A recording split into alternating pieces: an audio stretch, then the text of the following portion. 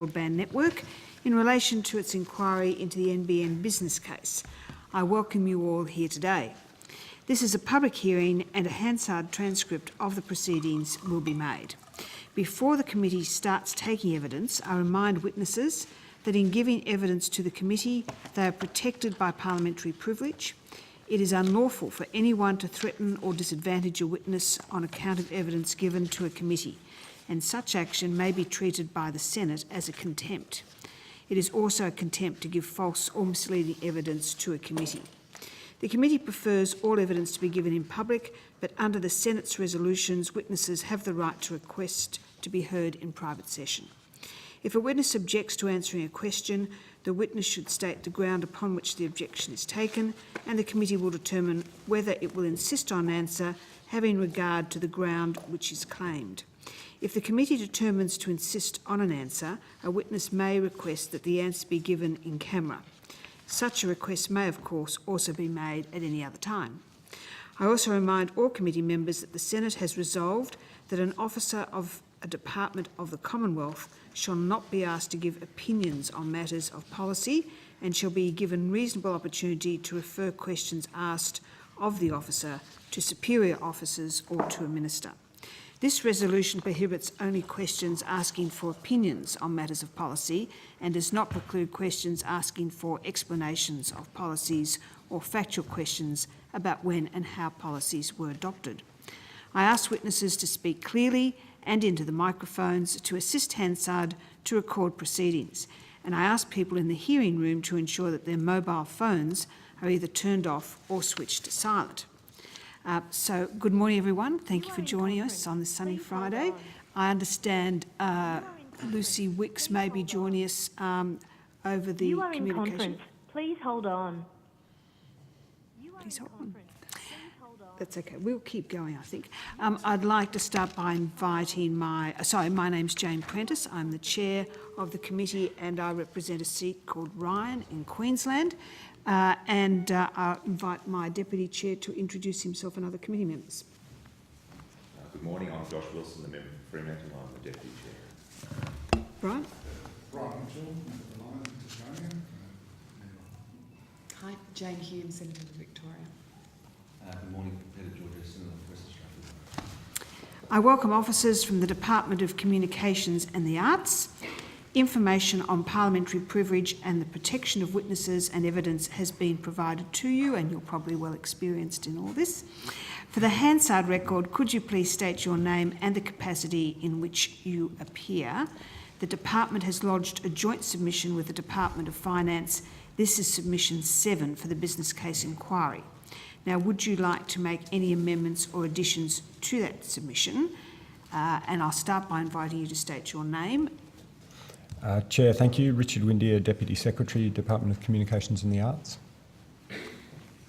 Andrew Madsen, Acting First Assistant Secretary, Infrastructure and Consumer Division. Jason Ashurst, Acting Assistant Secretary, Broadband Implementation Branch. Thank you, gentlemen. So would you like to make any amendments or additions to your submission? No, thanks, Chair. And would any one of you like to make an opening statement? No, thank you, Chair. We're happy to go straight to questions. Excellent. We'll go straight to questions. Start with you, Mr Deputy Chair. Thank you, Chair. Thank you all for being here with us on a Friday morning in December.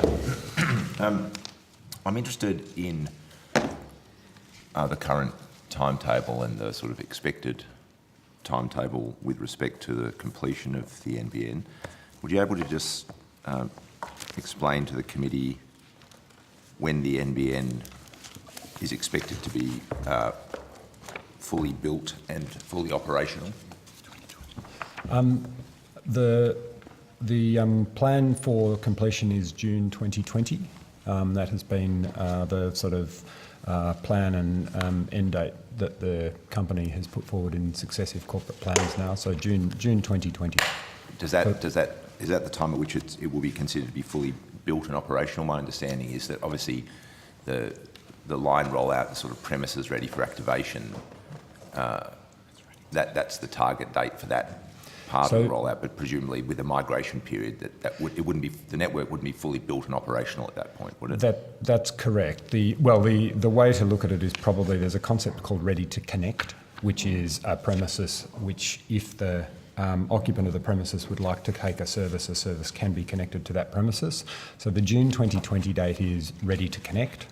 The actual point at which everyone that wishes to connect or migrate to the NBN will have done so is going to obviously be some period after that, and the migration window, or the period before the migration window during which people can move across to the NBN before their Telstra or copper line is disconnected, is 18 months. So I suppose you can roughly add 18 months onto June 2020 for the migration of customers to the network, but it will be available to be connected to from June 2020.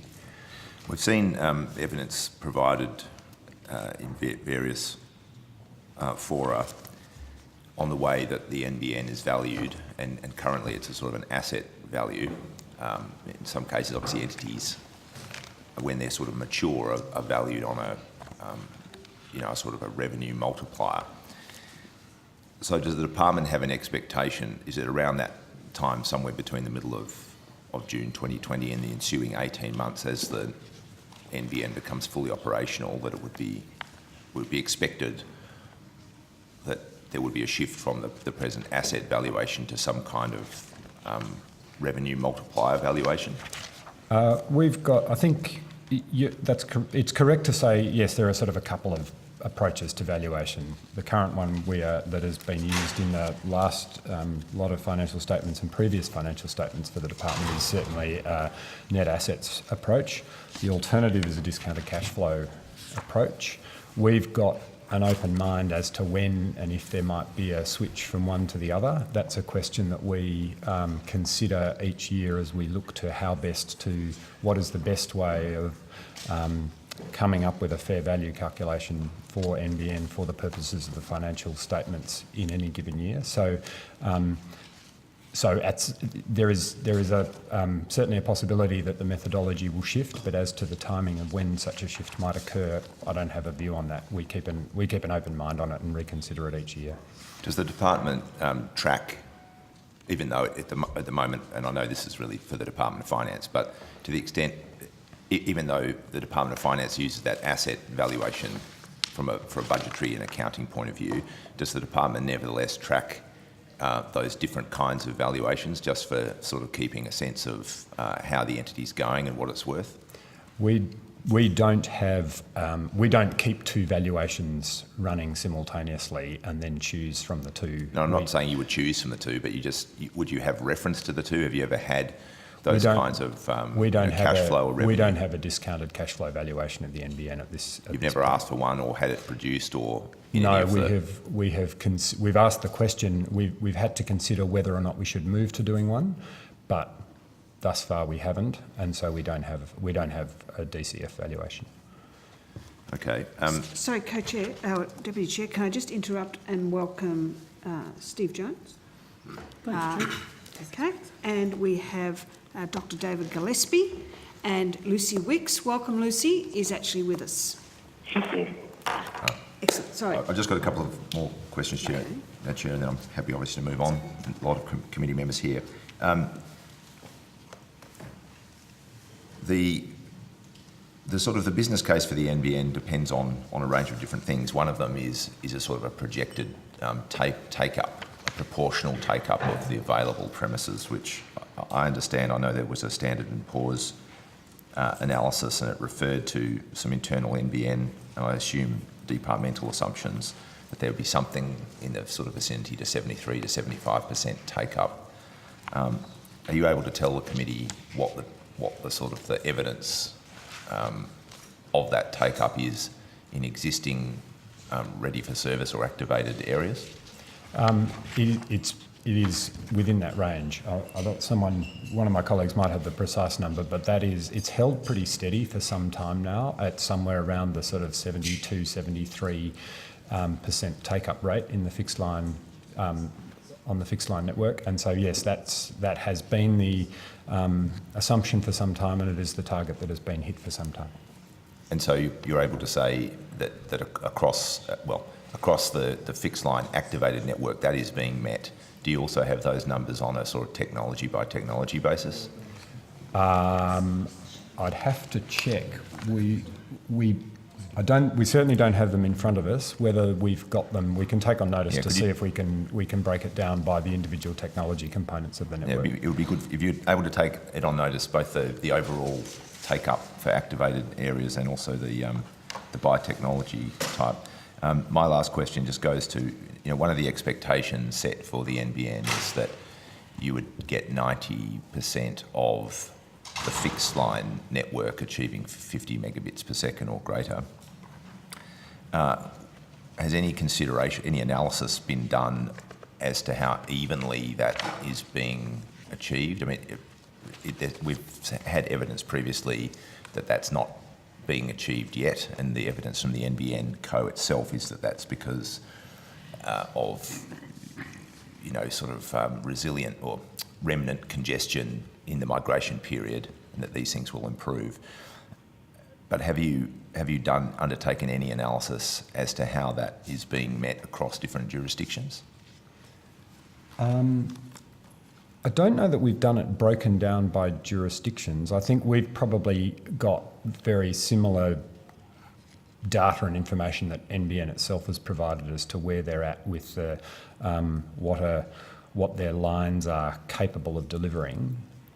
So I don't know that I don't have any numbers in front of me. We can look again. I'm very happy to take it on notice and see what we've got. But I suspect it would be very similar to what NBN has indicated to you, and it is certainly the case that whilst we have no reason to believe they won't meet the target that has been set for them by the time the rollout is completed, there are issues with the capabilities of some lines during the migration period, which just means the point at which they can, their maximum potential can be reached will be at the conclusion of a migration period. I ask partly with my Western Australian hat on because Western Australia and Perth Metro in particular is getting significantly more fibre to the node as a proportion than other capital cities, and fibre to the node, as far as line broadband has more limited capacity. I have a concern. I'd be interested if you can take it on notice and come back with some numbers. I have a concern that sort of target of 90%, whether it's reached at all, but it will be reached unevenly, and so that you might have some cities that get it perhaps comfortably and other cities that don't. But if you could take that on notice, I'd appreciate it. Very happy to take that on notice. Thanks, Jeff. Senator Hugh. Thank you. Can I ask, when you get to June 2020, what will be the percentage breakdown of each of the different technologies that are used? In terms of, so at the rough, at the high level, it'll be 93% on fixed line, and then the remaining 7% will be split between satellite and fixed wireless, and that breakdown is something like, I was going to say 4% fixed wireless and 3% satellite, but we can confirm those. But it's 93% of the fixed line. Within the fixed line footprint, it'll be split between a number of different technologies. And the corporate plan of NBN probably sets out what the number will be come the end. I don't have it in percentage terms for you, but the NBN corporate plan indicates that ready for service at completion, 2.1 million fibre to the premises, 4.7 fibre to the node or fibre to the basement, 1.4 fibre to the curb, and 2.5 HFC. Okay. Can I ask, before I do, I might go back to that corporate plan. When was that? What? That's the 2019-22? That's the corporate plan that was published this year, yes. Okay, all right. How are the results that you're seeing now in line with the expectations that were set out in that corporate plan? Fair to say that they've, I think, well on track to hit the targets that they've set for themselves in the corporate plan. In a couple of instances, I think they're even that they're running ahead of a couple of their metrics. But they're well on track to hit the targets they set out in terms of premises ready to connect, ready for service, Okay. and I think revenue targets as well. Can I ask about the fixed wireless? I understand there's been some challenges with the fixed wireless. What's happening about those?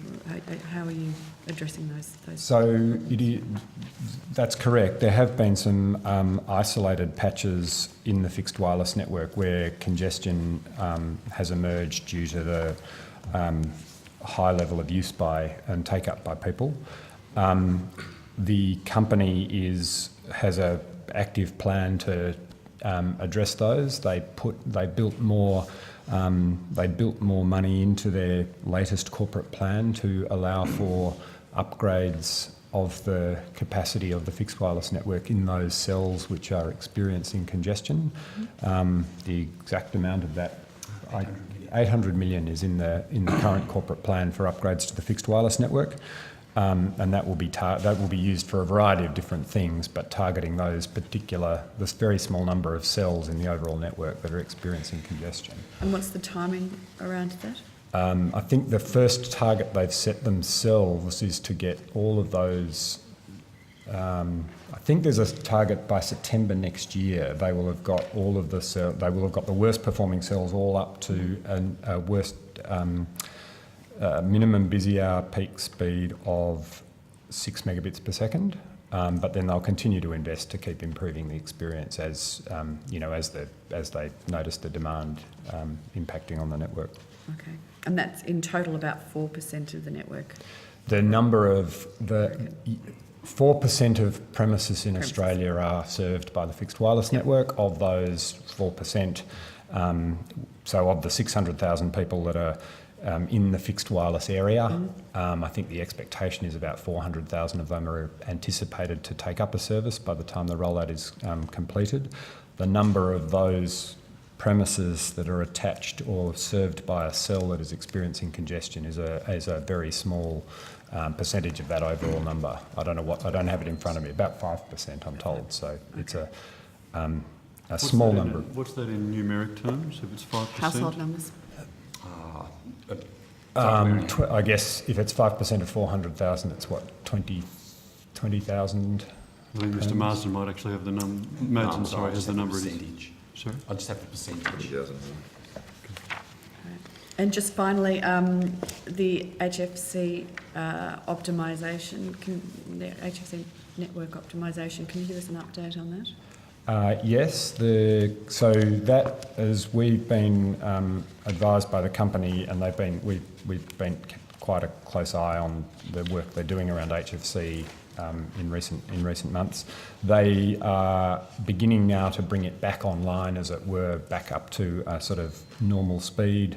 Having done and spent quite a lot of money doing a whole lot of work to bring the network up to speed and to anticipate likely growth on that network. So in a sense, they've used the pause they introduced to both address the immediate concerns and anticipate future growth and use.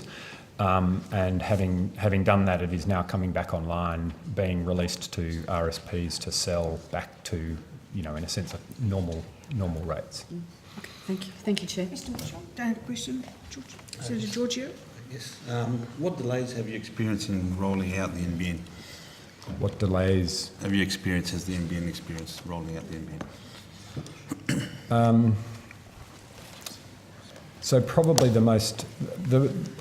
rollout over the course of 10 years has experienced a range of probably a range of delays at various points in time, or delays in one area that have been picked up in another area. It's worth saying that at the overall level, they have remained on track to deliver completion by 2020 for some considerable time. The most significant delay in recent times was the decision by the company to pause the rollout of the HFC network, and that did, I think, when they announced it, they indicated that was going to produce a delay of somewhere between 6 and 9 months. So that was the most significant and sort of scale delay across the network. They're now back on track with that, and they haven't got any. It hasn't affected the likelihood likelihood of them meeting the overall completion date in 2020. Recently I was approached from a few businesses in an industrial area, industrial park in Bibra Lake in Western Australia, where the NBN had been rolled out, and they had until April 2019 to connect. And their complaints were that Telstra were putting, every time they went to make a phone call, Telstra had a 30-second kind of an advertisement that they had to join the NBN at a certain date on their phone lines in this industrial park. So every time they went to make a phone call, they would have to wait 30 seconds for a recorded message from Telstra.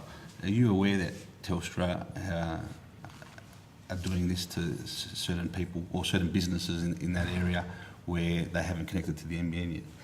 Senator, that's news to me. I hadn't heard that. Okay. Yeah. And so basically when they rang Telstra to complain about it, so every time the business had to make a phone call, they had to listen to a 30-second recording from Telstra and then after make their phone call. So when they made a complaint to Telstra, they were told that the government had made these provisions, that they had to put this 30-second recorded message, and if they had any complaints to contact their federal representative. It's not, so certainly, Senator, that's not something that has come to our attention. It is certainly the case that there are mandated migration expectations for customers as one network gets switched off and the other one, namely the NBN's network, takes over. But we haven't had any representations that drawing our attention to a recorded message from a retail service provider on the line. Okay, thanks. Before I go to Mr Jones, just to finish up on the corporate plan, what are the factors in driving the ARPU up? So I think there are roughly three that are likely to drive ARPU growth over the course of the plan. There's the contribution, because the number that is published is a blended ARPU, so it's a combination of residential revenues and business. So one of the components is business revenue, and NBN is now, in a sense, its approach to an offering of services into the business market is beginning to accelerate now. So that is the ARPU growth predicted. A significant component of that will be business revenue coming on stream. A second component of it will be people moving to buy a faster or higher speed tier service, and that is, I can't tell you precisely of the projected ARPU growth what the percentages of these three components are, but that is another component. People taking a faster service, which in turn means they're taking a higher priced service from wholesale service from NBN. And the third component of it will be some revenue coming from increased data usage as customers' demand for and use of data grows over time. NBN getting some additional revenue from charging what's called overage, which is in a sense the additional data component. So those are roughly the three the three components of the projected ARPU growth. So clearly important to get those paying customers connected. Paying customers, yes, that's correct. From the business model's perspective, it certainly requires paying customers. As I said earlier, they're getting about the number projected in the sort of 72-73% mark, and I think we've now got something like 4 million people as paying customers on the network. Thanks. Mr Jones. Can I just pursue you on this line of questioning, please? Mr Windeye, you're projecting a growth in ARPU from $44 at present to $51. At the very same time, the retail sector is saying there is no margins in this business. Aren't your projections of an average of $5 per month increase in revenue wildly optimistic? I don't think we'd describe them as wildly optimistic. I begin by saying, in a sense, NBN's projections, which they've done an awful lot of work on to try and make sure that they are robust, because they're trying to put forward a projected business case that they have confidence that they can deliver. And the ARPU assumptions in that business case, as set out in the corporate plan, are the ones that the company and the board are confident that can be reached.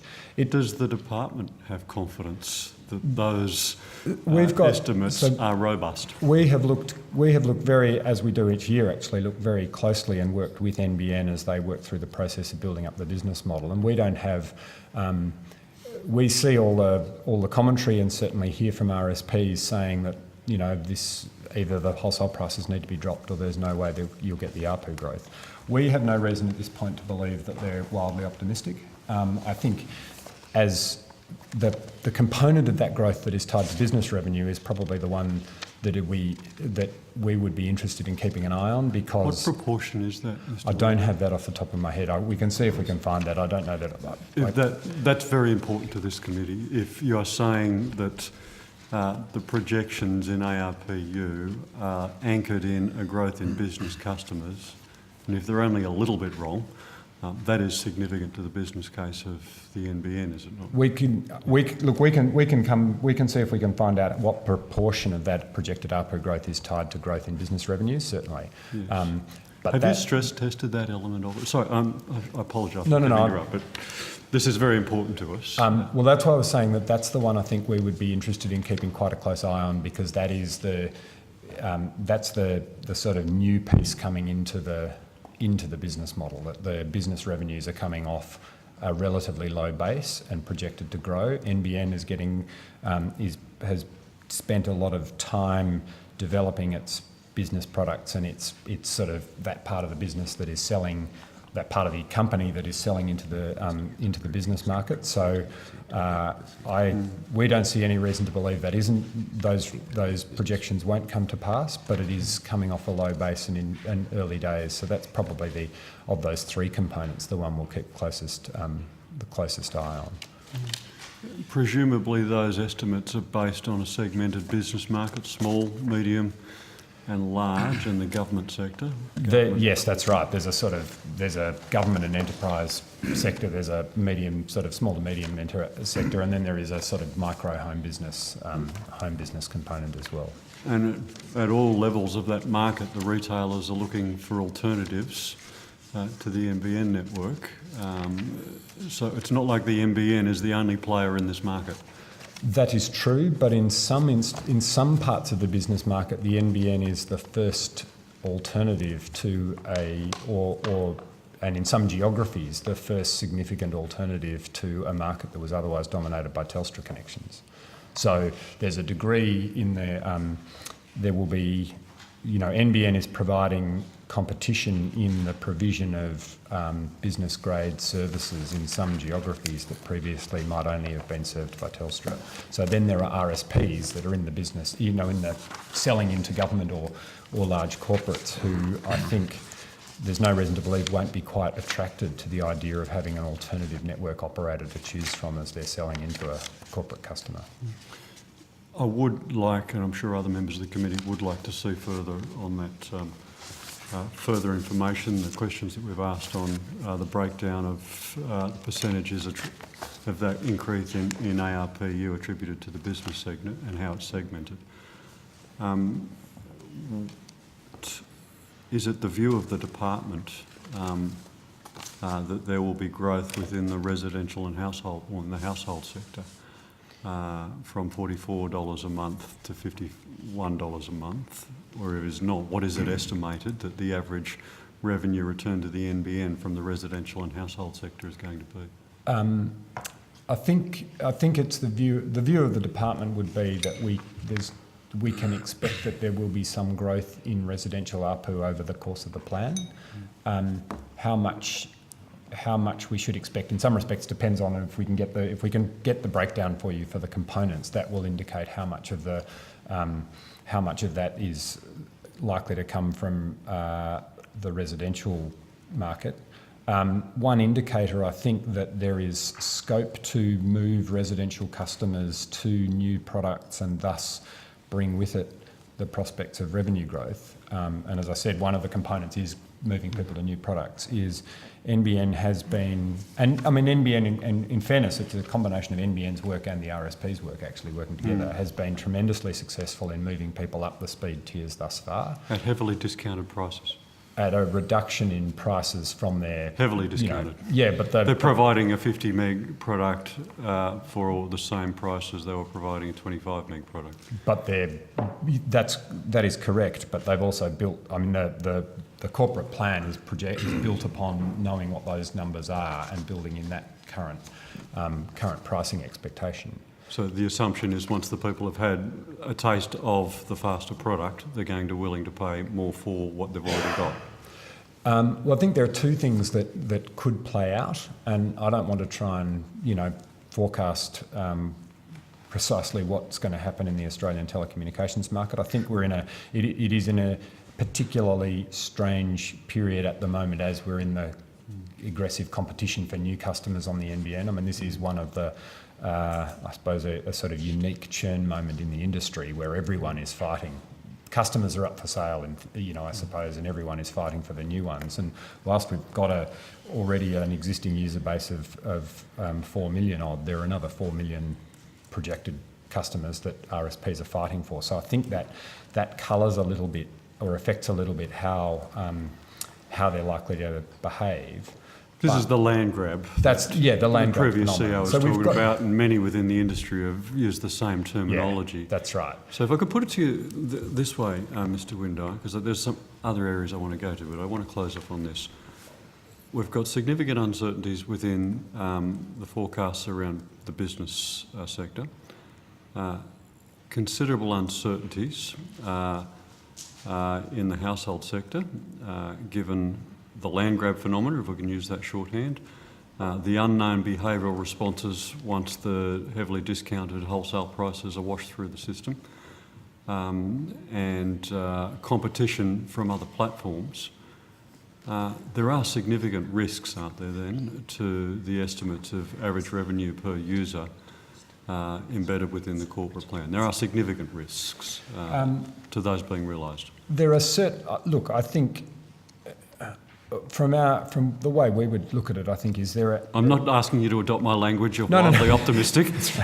Just we have to acknowledge, given all we've just discussed, there are significant risks. There are certainly risks around the NBN business model, and they themselves would be upfront in drawing attention to some of those. The alternative platform risk, as you point out, is getting, and I think if not this committee, other committees have spent a lot of time asking NBN to sort of give their views on what they think 5G will or won't do for the in terms of their take up and their ability to and change the competitive dynamic. So yes, there are risks to the business model. I suppose I wouldn't describe them all as uncertainties necessarily so much as, for example, in the business market. It's not. I mean, for me, it's a question of it's early days, it's coming off a low base, so we haven't got a track record necessarily to draw on to see whether there's a good prospect. I mean, I think there are other aspects of the NBN business model where now that we have 4 million paying customers and have been operating for some years,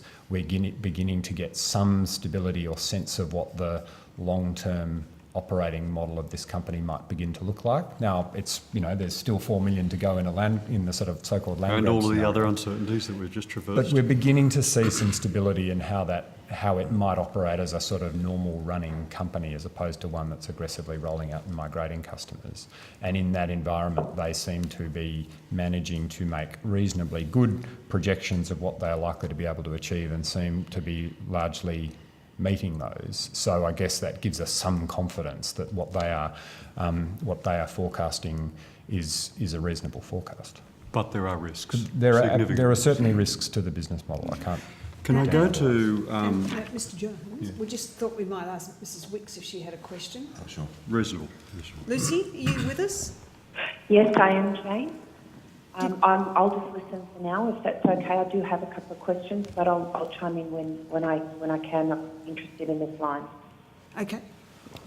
If I could continue, that'd be great. Can I just? No, sorry, I wasn't sure what did she say. Yeah, so you want to wait till Steve finishes his line?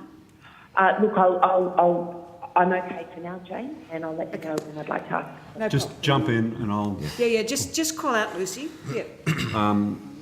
Can I return to some of the questions that Mr Wilson was asking you in opening about the activation and connection timelines by 2020? You explained helpfully the difference now well known between ready to connect and actual paying customers. Ready to connect doesn't actually mean every household in the country is actually wired up or connected by a wireless or a satellite service, does it? I think you might be referring to the difference between ready to connect and ready for service. So yes. ready for service is a metric that is based around area, Yeah, and that's within right. that area there might be a percentage that are currently So a not service, ready to your connect. current, when you say a service activation module is ready for service, what's the percentage of connected households? There's a formula, if you could remind the committee what it was. I think It's about 90%, isn't it? I think it does vary from area to area, but it would be roughly around that amount. So once NBN gets to that threshold, it will enable retailers to start promoting their services and selling services in that geographic area. But there still could be 10% of There may be premises up with- to 10, but it does vary from area to area. Of some households or premises that still have further work to do before they can receive an active service, and that's one reason why NBN now more commonly refers to ready to connect, which is the metric which measures the once households are connected and can receive an active service. So by 2020, does that mean 100% of Australia is ready to connect or something less than that? The 2020 number is a ready to connect. The 2020 date and target is a ready to connect target. I mean, I think... It's not going to be that though, is it? Well, this is perhaps an unhelpful response in a way, but it's not like Australia's going to stop building premises. So in some respect, as we approach 2020, there will always be someone waiting for a connection, because there will have been, just as you were ready to declare victory, then another house pops up tomorrow. So there, but the completion target for NBN is ready to connect. 100%. I won't waste the 2020. committee's time on splitting those hairs, but can I just ask a question about the special services and the complex services? Will they be completed by that timeline? What's going to be the impact of the continuation of the special services and the complex services, both in terms of the rollout schedule, but also on coexistence? So they're working. There are a number of waves of special services disconnection coming through. The first of which we're experiencing now. The timing for those is complicated and driven by NBN doing some product development work and then giving the industry an opportunity to start working to migrate services. One thing that's important to keep in mind is actually it's not, in some of those cases, it's not mandatory that people migrate to NBN. They do need to move to a new service, but it doesn't necessarily mean, put it this way, their old service will be disconnected and they need to move to a new service. Whether they move to a service that is using an NBN wholesale product or a service that might be using a Telstra wholesale product, for example, will be up to the customer and the retailer. So I think that process is on track, but we'll see. I think the thing to keep an eye on is the next big wave being forecast for the industry is some point in the middle of next year, when I forget off the top of my head what the service type is. I think it's the ISDN services migrating, and that's probably the biggest wave to come. So you could say we're testing in the industry as a whole how the complex or special services migration process is going to work in this current wave. NBN is ready to offer a suitable wholesale product. Telstra, we understand, is ready to look after, and it's got a significant chunk of these customers is ready to look after them and has built its own products to serve customers. So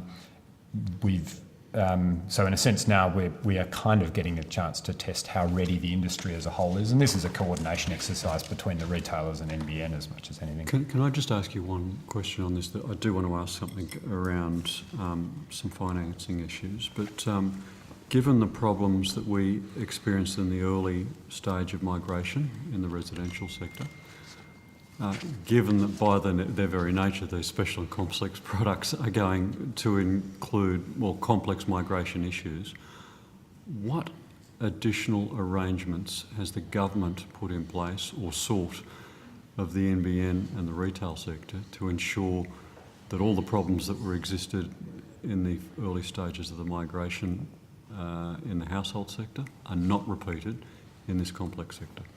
We've worked very closely with NBN as they have prepared for the special services migration to make sure that we understand and more importantly really they understand. We know where the customers are, we know what what services are need to be migrated. We've also worked with the larger RSPs, in particular Telstra, I guess, to make sure that they are focused on the fact that this is complex. The biggest bit of assurance I think that we have seen is that Telstra and all of the retailers treat their business customers very differently from their residential customers and give them a higher level of service. Hard not to. And treat them, give them a different level of service given the criticality of them. Telstra's seized of that. NBN is, as I said earlier, is really now focusing on their business services, and they are working with the RSPs to offer higher grades of service and higher levels of service for migrating the complex customers or the special services. And I think the other thing I'd say is you're absolutely right in terms of the early lessons learnt around migration of residential services. Over the last little while, the coordination and organisation of that process between the RSPs and NBN has matured significantly, and the experience of migrating is considerably better than it was. So I think the industry as a whole has come to terms with the complexity of migration and is working very closely together, particularly around the business customers, because it's their customers, which they've always given extra attention to, and will be making sure they don't end up with any gap in service during the special services migration. But it's a bit, it's because, as you say, they are special. It's a bit case by case in terms of building a process for the migration. You can't, it's not a one size fits all model for every special service. It'll depend on what's being migrated. So they're working through the current wave. The next one, as we said, would be the ISDN services. They'll work through the appropriate migration mechanism for those to ensure there's no sort of service discontinuity. So I understood special services was like connecting to really sophisticated equipment, like medical diagnostic machines and some of the more complicated equipment. Is that right? It's a combination of things. So it's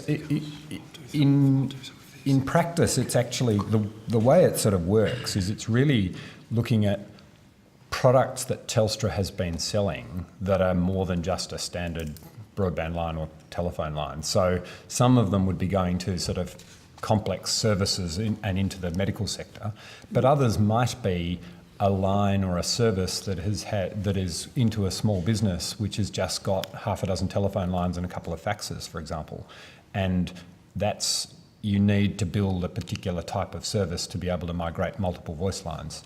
So they're special because they're non-standard voice lines and non-standard broadband lines.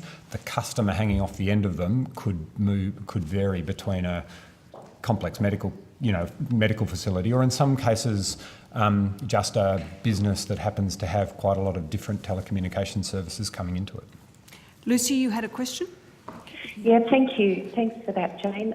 Just two questions, actually. I was interested in the questions around ready for service, ready to connect. When did NBN Co first implement the metric of ready to connect? That metric was brought into use in the previous corporate plan, so in the 2018-19 corporate plan. So about 18 months ago. Yeah. And what were some of the reasons for, can you just take me through some of the reasons for that? Is that because the ready for service was a poor, obviously a less accurate measure of the ability of people to be able to connect? I think that was a large part of it, that NBN was looking for a metric that was more readily understood by end users and reflected the point at which they would be able to obtain an active service. And so has that reduced any sort of complaints about service class 0 or service class 1 issues, the ready to connect metric? I think we'd probably just be commenting anecdotally, but it seems to us that it has reduced perhaps some confusion that was there, that at one point NBN was identifying a point in time at which it was saying areas were ready for service, but some households couldn't yet obtain an active service. And now by predominantly focusing on ready to connect, at that point, those households can obtain an active service, and so it's a more accurate and a more relevant metric for most households. Yeah, no, I think that's interesting. I picked up on that because I just remember some of the experience in some of the early years, and certainly in my electorate there was great consternation because I think there was ready for service, but the vast majority of those services were actually service class 0 or service class 1. Yes. So, yeah, I think that's an excellent metric. The other question I've got, because I have always been interested in this issue around CVC, and I'm just wondering if you can provide an update in relation to CVC congestion and what, particularly as you reach some of that saturation point you were talking about, whether it be dependent on technology or not, different technologies or not, what some of the retailers are doing to be able to avoid that. Yeah, look, I'll hand over to colleagues in a second. We can certainly give you a sense of where things currently stand. I think what we're observing is that the levels of congestion have been reducing, and that is in part to the nature of the pricing structure and bundles that NBN is now selling, and also probably to a lot of work that has been done between NBN and its retail customers to make sure they have a good understanding of what is happening for their customers and are buying sufficient amount of CVC to avoid any major congestion problems. So, but I'll hand over. The other thing I'd say as a general observation is I don't think we're seeing any difference, material difference at all between different types of last mile connection in the fixed line network. So there's a sort of the experiences of customers, the products that they are buying, and the quality of the services that they are receiving is sort of consistent across the different last mile technologies in the fixed line network. But I'll just see if either of my colleagues have some more detail. Well, I think, as Richard has mentioned, one of the main drivers of reduced congestion has been the transition of retail customers across onto the bundled products. And as those bundled products include a certain amount of CVC, it has meant that the performance on those products has been generally better than had been experienced on previous services. And NBN has now worked with its retail service providers to migrate a majority of their customers across onto the bundled products, and is now working closely with them as the retailers make sure they're getting the right mix between which of their end user customers are on the bundles and which are on still the same, the legacy products. So NBN does report each month on the level of congestion that's being experienced, We've generally seen that come down from, it was up around about 5 hours a month, and that's now come down to around about 34 minutes. 34 minutes in most recent figures. We have seen a bit of fluctuation in that figure, as I've mentioned, as NBN is working with its retailers as they transition across onto the bundles, but they seem to be working they seem to be putting a lot of effort into managing that level of congestion. And how many end users are on bundled products? Our understanding is that around about 3 million services have now transitioned across onto the bundles. As Richard mentioned, NBN sort of sold about 4.5 million, has about 4.5 million active services at the moment. So that's sort of been, as NBN has forecast, it's in line with NBN's forecasts, even slightly ahead. So that process seems to be progressing well. Dr. Gillespie. Oh, sorry, Luce, have you finished? Oh, look, just one more question, and I'm just interested in some of the breakdowns of,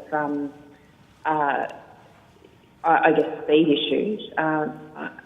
In relation to, say, the 25 megabits per second and the 50 megabits per second, what proportion of the NBA base would be on those speed tiers?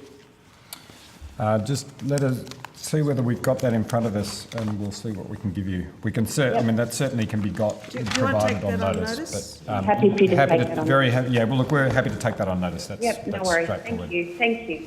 Thanks, Lucy. David.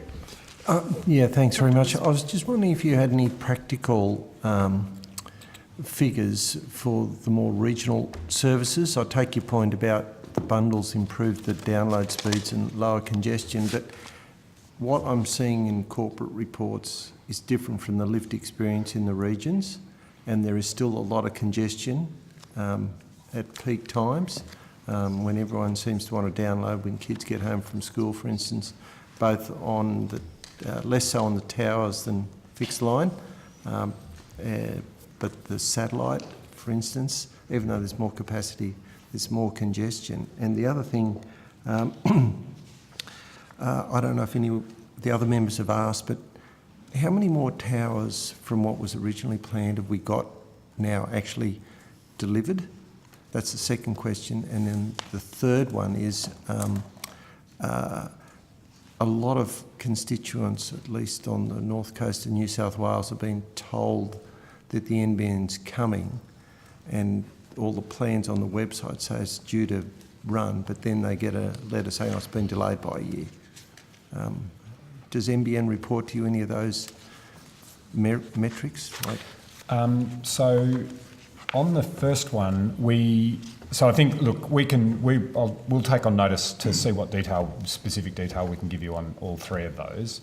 On the first one, just to comment, we do get regular updates from NBN around the fixed wireless experience, because that is one that they are quite focused on, and is quite. I take your point about the sort of difference between sometimes what seems to be being reported and lived experience, and in some cases even perception of experience. So there, it is complicated, and what I can say, I suppose, is that what we're seeing from NBN is that the actual number of cells that are affected by congestion on the fixed wireless network is a very small number of cells. I think we said earlier it's around 5%, and they've got a lot of cells. That could mean it's more than 5% of the customers, though, because some cells are serving more customers than others, and it's sort of stands to reason that those that have more customers are more likely to perhaps experience the congestion problem. The other thing, though, that is that NBN's network information suggests to it is that the actual average experience speed during busy hour on the fixed wireless network is actually quite good. And I can't remember the number off the top of my head, but it's a pretty, the average experience across the network is high, but then there are these small pockets where the busy hour period experience is very low. We can happily come back to you with the breakdown of those. As to, I'm sure we can get so the second question was the difference between the number of towers built now versus the original plan. Is that right? I'm sure. Yeah, I'm sure we can find that out. I don't have it in front of me. Right. Perhaps another thing to mention, of course, is that the Minister for Regional Communications has just tabled the report from the Regional Telecommunications Review Committee. Okay. I think that was just Tuesday of this week, and so that committee has undertaken its regular review of communication services in regional areas, and the committee's made a number of recommendations which the government is now considering. Sure. And so there certainly were some recommendations relating to the fixed wireless and satellite services, and so that's something that the government will look at carefully, and also ask NBN to look at carefully as the government considers its response. Yeah. Okay. Look, I'll look at that tabled report with great interest, but some people are reporting, over the last 18 months, 2-3 megabytes per second, but they were advertised, 550 or 525. So that's a vast difference. That's right. Have you got statistics on how many people are getting the 50 megabits? Or, so have signed up for it? So we can we can come back to you with both what we know of how many customers have taken a 50 megabit per second speed plan versus 25 megabit on the fixed wireless, and we can also see what we can dig out in terms of the proportion of those getting particularly low speeds. You're absolutely right. I think NBN's on the record talking about the number of cells that are experiencing 3 megabits or less in busy hour, and they're very conscious of that, and that's where the 800 million they've put in the corporate plan will be focused on upgrading capacity on those sites. One of the things that is really important in looking at the fixed wireless network is it does need to be thought about not so much as a network as a whole, but actually almost by tower or cell by cell, because the experience is quite different. So the investment required to upgrade that is very targeted, localised investment, which is the program NBN's got underway at the moment. And the last question is about the charges for the fixed wireless. I read in the popular press that NBN had a plan to give quite a differential charge. Ends up practically meaning you're paying twice as much for high speeds in regional areas. Is that now a reality? That's not now a reality. They were consulting on alternative pricing arrangements, but they haven't gone through with those changes. They are now, as they always do, looking at what is, whether there are, in the same way as on the fixed line network, they sort of did some pricing work around different pricing packages and bundles, etc. They're certainly thinking about whether there are better pricing packages that could work for the fixed wireless customers, but they are not. They have not gone ahead with the what had been contemplated and was being speculated about in the press. Sure. Thanks very much. Thanks, David. Mr. Mitchell. Thank you, Chair. And if I can just add to that last bit before I start, I don't think it was just speculation in the press. I believe it was a testimony before this committee where it was made clear that pricing differential was actively being planned and later discounted by the Minister only after, I think, work from this committee. Gentlemen, if I can just bring you to the ready for service. In the corporate plan, my understanding is there's fibre to the node, there's 4.7 million premises ready for service. I think this is projections out to FY22. Activations are 3.5 million, which to my calculations is 74% take-up. Fibre to the premises, 2.1 million ready for service, 1.7 activations. 1.7 million activations. That's 81% take-up. Can you explain the difference between the activations between premises and node? I think it's probably to do with the timing of the rollout of the technologies. So the footprint, the 4.7 million fibre to the node premises are still, a number of those are still being rolled out and will only in a sense come online for activations as the rollout is completed, whereas the significant bulk, certainly of the brownfields fibre to the premises deployment has already been declared ready for service and ready to connect. So I'm happy to, if there's any further explanation that we can provide on notice, we'll be happy to do so, but I would hazard a guess that by and large it's a lag between simply take up on the technology as the build's complete. I'd certainly appreciate it if you could provide further information that you have. Just, and you mentioned ready to connect in there, because we've had the difference explained to us. Do you have similar figures, regarding the same information but with ready to connect rather than ready for service? So, for example, technology, fibre to the node. Do you have a ready to connect figure in terms of activations versus ready to connect, and what the various percentages are between the multi-technologies? I think I've seen reference to the corporate plan on a macro scale, but not per technology. So I think if there is, apologies, I've got the advantage of a copy of the corporate plan in front of me, but there is a list of ready to connect profiles on page 58 of the corporate plan. So in a sense, there's a ready for service profile on 57, and there's a ready to connect profile on 58. What you'll see in the FY22 year is that actually ready for service and ready to connect line up, because the completion target is a ready to connect target. So by that point in time, the sort of area-based metric of ready for service and the service by service metric of ready to connect have actually aligned.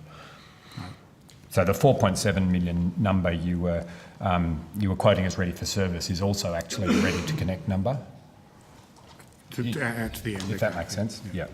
In fact, that's the case from FY20. Okay, thank you.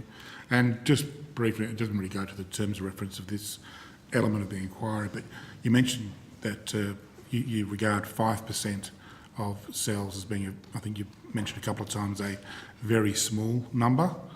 And I just go to page, I think it was 23, 24, bear with me, of the plan, page 22. There's a bar graph there, fixed line network congestion, NBN Co, June 17.04, December 17.1, March 18.07, June 18.08. That's the fixed line network congestion. Is it your evidence that fixed wireless is hitting 5%? Is that right? So, which is many multiples of what's happening on the fixed line. I think it's they're not quite direct comparisons, but I mean, look, I don't think. I think it is true to say that where congestion is occurring on cells in the fixed wireless network, it is a more significant congestion problem than is being experienced across the on services in the fixed line network. I don't know that you might be able to confirm the difference between the numbers, but in a sense, one's talking about the number of sites where congestion's experiencing, and I think that's referring to the amount of congestion being experienced on the fixed line network. Or is that? I think that's correct. I think they are slightly. They're both measures of congestion, but they are calculated differently. Oh, the fixed wireless. I won't take the time of the committee up on this because it doesn't go to the terms of reference we're talking about today. It was just I just wanted to raise that, but I'll go away and do some more reading. Thank you, Chair. Excellent. Can I just also ask, not for an answer now but later, but what was the original design standard for fixed wireless, back in 2010, if you can let me know that too. The Deputy Chair's given the wrap-up question to Mr Jones. Yeah, thank you. I just want to go to the increase in debt raising that the NBN has to do, jump from 19.5 to just over $21.4 billion, and the assumption that you can go to the market and get that debt serviced at 3.96%. Has the department or is the department aware of whether the NBN has gone to the market and tested those assumptions? The department, at the moment, we are in the process of working with NBN on the variation to the loan agreement. And in the course of doing that, the shareholder departments have sought commercial advice about market interest rates, and the feedback, the advice that we have is that the interest, the market rates are consistent with the rate that's being used to measure the interest rate in the corporate plan. What do you mean by consistent with? Well, obviously, I suppose there are a range of rates in the market, and obviously they reflect a range of different entities and their risk profiles. So it's sorry, whose risk? Isn't the risk profile the relevant risk profile the NBN's? But what we're looking for is existing rates in the market as a benchmark against which to compare how NBN might be priced in the market. So we would look at.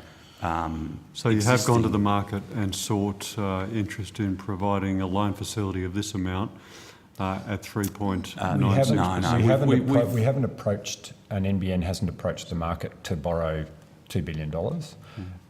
However, what we have done and what we're doing is working through and confirming that the loan the Commonwealth has to that the terms for the Commonwealth loan remains a commercial loan, and in that context have sought commercial advice to confirm that the interest rate that the Commonwealth is charging NBN is a fair commercial rate, and that what the information we've got back from commercial advisors suggests that it is, and therefore at this point in time the best assumption we've got about a reasonable commercial rate could be charged for borrowing from the private market is therefore the same interest rate. And to be clear, this is a loan by the NBN, it's not guaranteed by the Commonwealth? There's not Commonwealth guaranteed, no. So if I was to go to the market and seek a loan for a new house, they would say to me, Mr Jones, I want to see the value of your existing assets. Can you get me a valuation of your existing assets, please, so I can see whether you can service a loan of this magnitude. To what extent is the $21.4 billion loan at 3.96% interest predicated on the existing valuation of the NBN? So the commercial advice that has been provided to us has been arrived at based on looking at the NBN as it is now and as it's and their assessment of what its is that because you have asked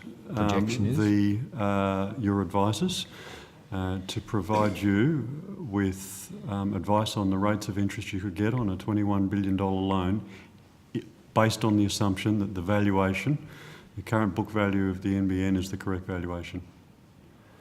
Or did they come to you and say, yes, we agree on the government's valuation of the NBN? They didn't come to us and say, I don't know, to be honest, how they, in arriving at their commercial advice to us, to what extent the book valuation of the NBN was the critical determinant of their view of what an appropriate interest rate Given would be. that the government is not guaranteeing this $21 billion loan, valuation is critical. We might talk to the Department of Finance, the next witnesses. Sure. I'm happy to hear the answer from the department on this as well. I think they want to come back to us with it, do they?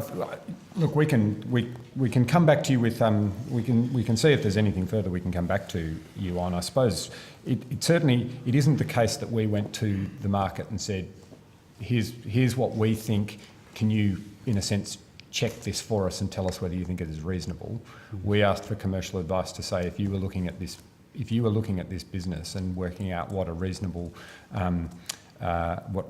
commercial rate of interest and terms for a loan would be to this business, given where it is and what its business model looks like and what its projected business model looks like, what is a reasonable range for interest rates? And the 3.96 is in the range of the advice that we got back from commercial advisors. But that's at a point in time when NBN needs to go to the market to borrow the $2 billion, then no doubt there will be a process that they will need to undertake, that the lenders will want them to undertake to consider the business at that point in time. But we're not, that's not now. That's a couple of years away. So anyone more basic in their understanding of this, like me, what you say is a $2 billion loan based on what you're questioning, Mr. Jones, whether it's a $21 billion asset, so theoretically 10%. I'm interested, Chair, in whether the department has tested the market and its appetite to provide a $21 billion loan facility at 3.96%. And if they have, what are the assumptions underlying that, and what the relationship between a valuation, given it's not a guaranteed loan, a valuation of the NBN and the capacity to service that loan. Okay, you just lost me, because I thought it was a $2 billion loan. Is it $21 billion? Or? $21 billion. Well, there are two things. There are three things and 3 points in points in time. One is right now confirming the arrangements for the existing $19.5 billion loan, commercial loan from the Commonwealth to NBN. The second stage, which will be gone through in time, will be NBN doing the necessary work and going to the market to borrow $2 billion. So that takes the total debt to NBN up to 21 billion. Yeah. And then at a future point in time, NBN going to the market to refinance all 21.5. But that is now, in the corporate plan, as you'll see, that is now expected somewhere around 2024. So, we're not trying now to understand how the market will view lending to NBN in 2024. We're trying to understand how the market would view lending to NBN now. It'll be tested again when NBN looks to borrow the $2 billion, and it'll be subsequently tested when they need to go to the market to refinance it. Thank you. Okay, so we're well and truly over time. Sorry to the next witnesses, but gentlemen, thank you very much for your contribution this morning. Thank you for taking some questions on notice and getting back to us with some of the extra information we've asked for. You will receive a transcript of the Hansard at some stage for you to correct anything that's been taken down incorrectly. And thank you very much. Have a great day. Thank you. Okay. I think you just lost morning tea, by the way, Bryce. Yeah. And now we have the Department of Finance. Yes.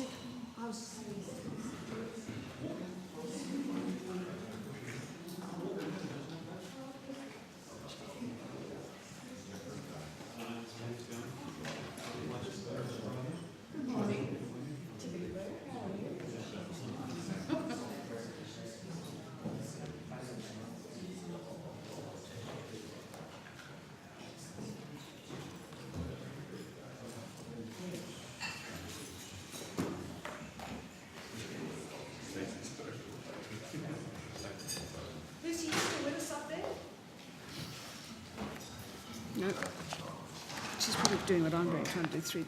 We're all trying to do three different things, aren't we? You phone on people so you don't recognise why you're doing it, and then you forget to take it down and ask whether there's questions and wonder why you're asking.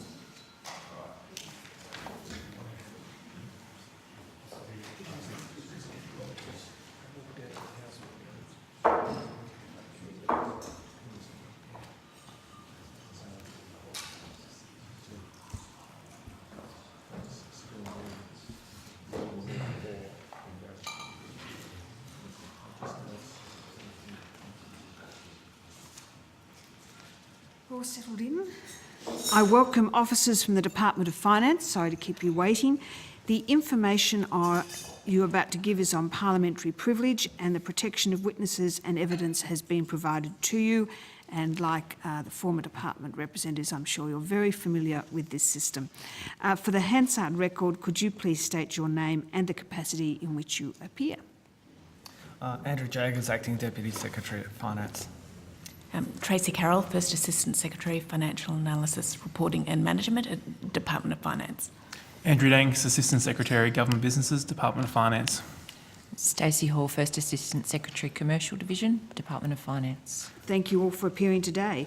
The department has lodged a joint submission with the Department of Communications and the Arts, and this is submission 7 for the business case inquiry. Would you like to make any amendments or additions or updates to that submission? No, we'll leave this submission as it is at that time. As it is? Excellent. Now, I'd like to... my name is Jane Prentice, the chair of this committee, and I come from the seat of Ryan in Queensland. My deputy chair is... I'm Josh Wilson. I'm a member for Fremantle. We've lost Mr Jones. Okay. Brian Mitchell, member for Lions in Tasmania. I'm Jane Hume, I'm a Senator for Victoria. Peter Georgiou, Senator for West Australia. David Gillespie, member for Lyne, as opposed to the member for Lyon, which is at the other end. And that's in New South Wales. Mrs Wicks, are you still with us on... Yes, I am. Lucy Wicks, member for Robertson on the New South Wales Central Coast, halfway between Sydney and Newcastle. And Mr Jones is back. Would you like to make an opening statement? No, Chair, we're fine. Thank you. Excellent. Deputy Chair, over to you. Thank you, Chair, and thank you all for being here with us this morning. So, currently, in terms of the valuation of the NBN, we've seen evidence provided in Senate estimates and elsewhere that essentially NBN Co sort of values itself using a sort of a net assets method, and then that's looked at by the Auditor General, and that forms the basis on which the department regards the value of NBN. But at some point, and it can do that so long as the internal rate of return remains above the long-term rate of inflation. Is that correct?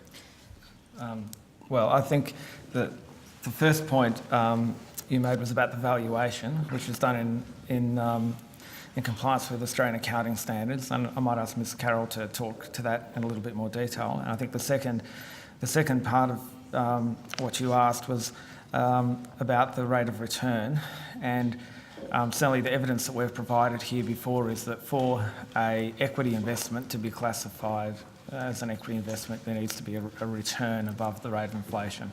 And in relation to NBN, all of the equity has now been provided in the company that the government had intended to provide in the company. But in terms of the accounting standard, I might ask Ms Carroll to talk to that. Yeah. Thank you. So in terms of the valuation of the NBN, all Australian government financial statements are prepared in line with the Australian accounting standards, which includes the NBN, Department of Communication and the Arts, and then on a whole of government basis. So the Australian accounting standards provide for the valuation of NBN to either be on the basis of net assets or a discounted cash flow. It's a determination that needs to be as to what is the most appropriate way to value the NBN needs to be made at the point in time when the financial statements are being prepared. In the part of the business cycle that the NBN is in, it is being a start-up business. It is most usual for a start-up business to be valued on the basis of net assets. So, if a discounted cash flow valuation was applied at this stage, yep, what would the NBN be worth? So, to my knowledge, that calculation has not been undertaken, and that's part of the reason why a discounted cash flow valuation is not undertaken, is because it is an appropriate valuation method when there is more certainty in relation to future cash flows. And but if you were to look at the future cash flows are projected, yep, and so you could take those, that's what the projections are there, because that's what all the evidence suggests will be achieved, what Yeah. would be the value using a discount cash flow on those? I mean, someone surely has done that. We have not in the Department of Finance, and so if there was going to be a valuation done of NBN on that basis and an assessment of that, so it would be done in terms of developing the Department of Communication and the Arts financial statements for the reflection of the NBN. I would say at this point to do that calculation on the basis that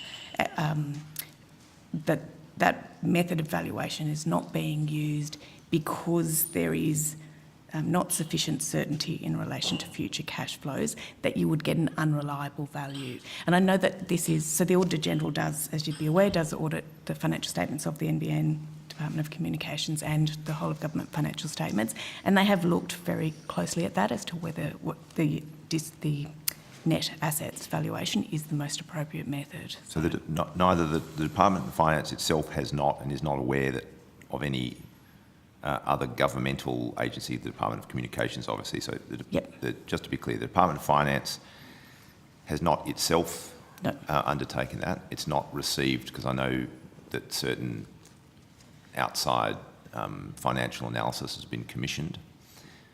So that neither the Department of Finance itself nor any of that outside commissioned analysis, nor to the Department of Finance's knowledge, any work within another relevant department, the Department of Communications, addressed itself to a valuation based on discounted cash flow. I am not aware of any valuation having been done on discounted cash flow. But there would be some scenario planning around a future sale of an NBN. Deputy Chair, we haven't been conducting any valuation processes of NBN for the purposes of a sale or any other purpose. The valuation that is current for NBN is the one that obviously NBN has done for itself, and then the valuation that the Department of Communication and the Arts also does, and they're the audited valuations that are done for the purpose of the accounts of both NBN and Department of Communication and the Arts. We haven't conducted a separate valuation process. But has there been no scenario planning around a future sale of the NBN? Because that's obviously the intention. That's been, there's been evidence multiple times saying that it is essentially the way the NBN was set up under the former government and the current government, that it contemplated a future sale. I'm just saying there's been no scenario planning around what the future sale would look at, even though it's potentially only a matter of a few years away. Yes, so Deputy Chair, the legislation provides for a situation where NBN might be privatised into the future, and that legislation outlines a number of preconditions towards the privatisation. The first of those preconditions is that the network is declared as being complete, essentially completed. There would need to be an ACCC Productivity Commission. I mean, I understand all that. Productivity Commission report, sorry. But is there no... Productivity Commission report, and I think there's another precondition as well. Parliamentary Joint Committee has to consider the findings of the Productivity Committee report. Then the Minister of Finance has to make a disallowable declaration that conditions are suitable for a sale of NBN. So, given that, Deputy Chair, that there's a lot of, water to flow under the bridge before there could be consideration of a privatisation. We certainly haven't done scenario planning as you asked in relation to a privatisation at this point. But just from the point of view of budgetary rectitude, the government has a very significant, has made a significant investment and extension of finance to NBN, so it has an equity investment, and it's made significant loans to the NBN. If at any point it became clear that through some sort of privatisation, what could be realised from that process was less than the equity investment and the loan, from a budgetary point of view, finance would want to know what that likely impact would be.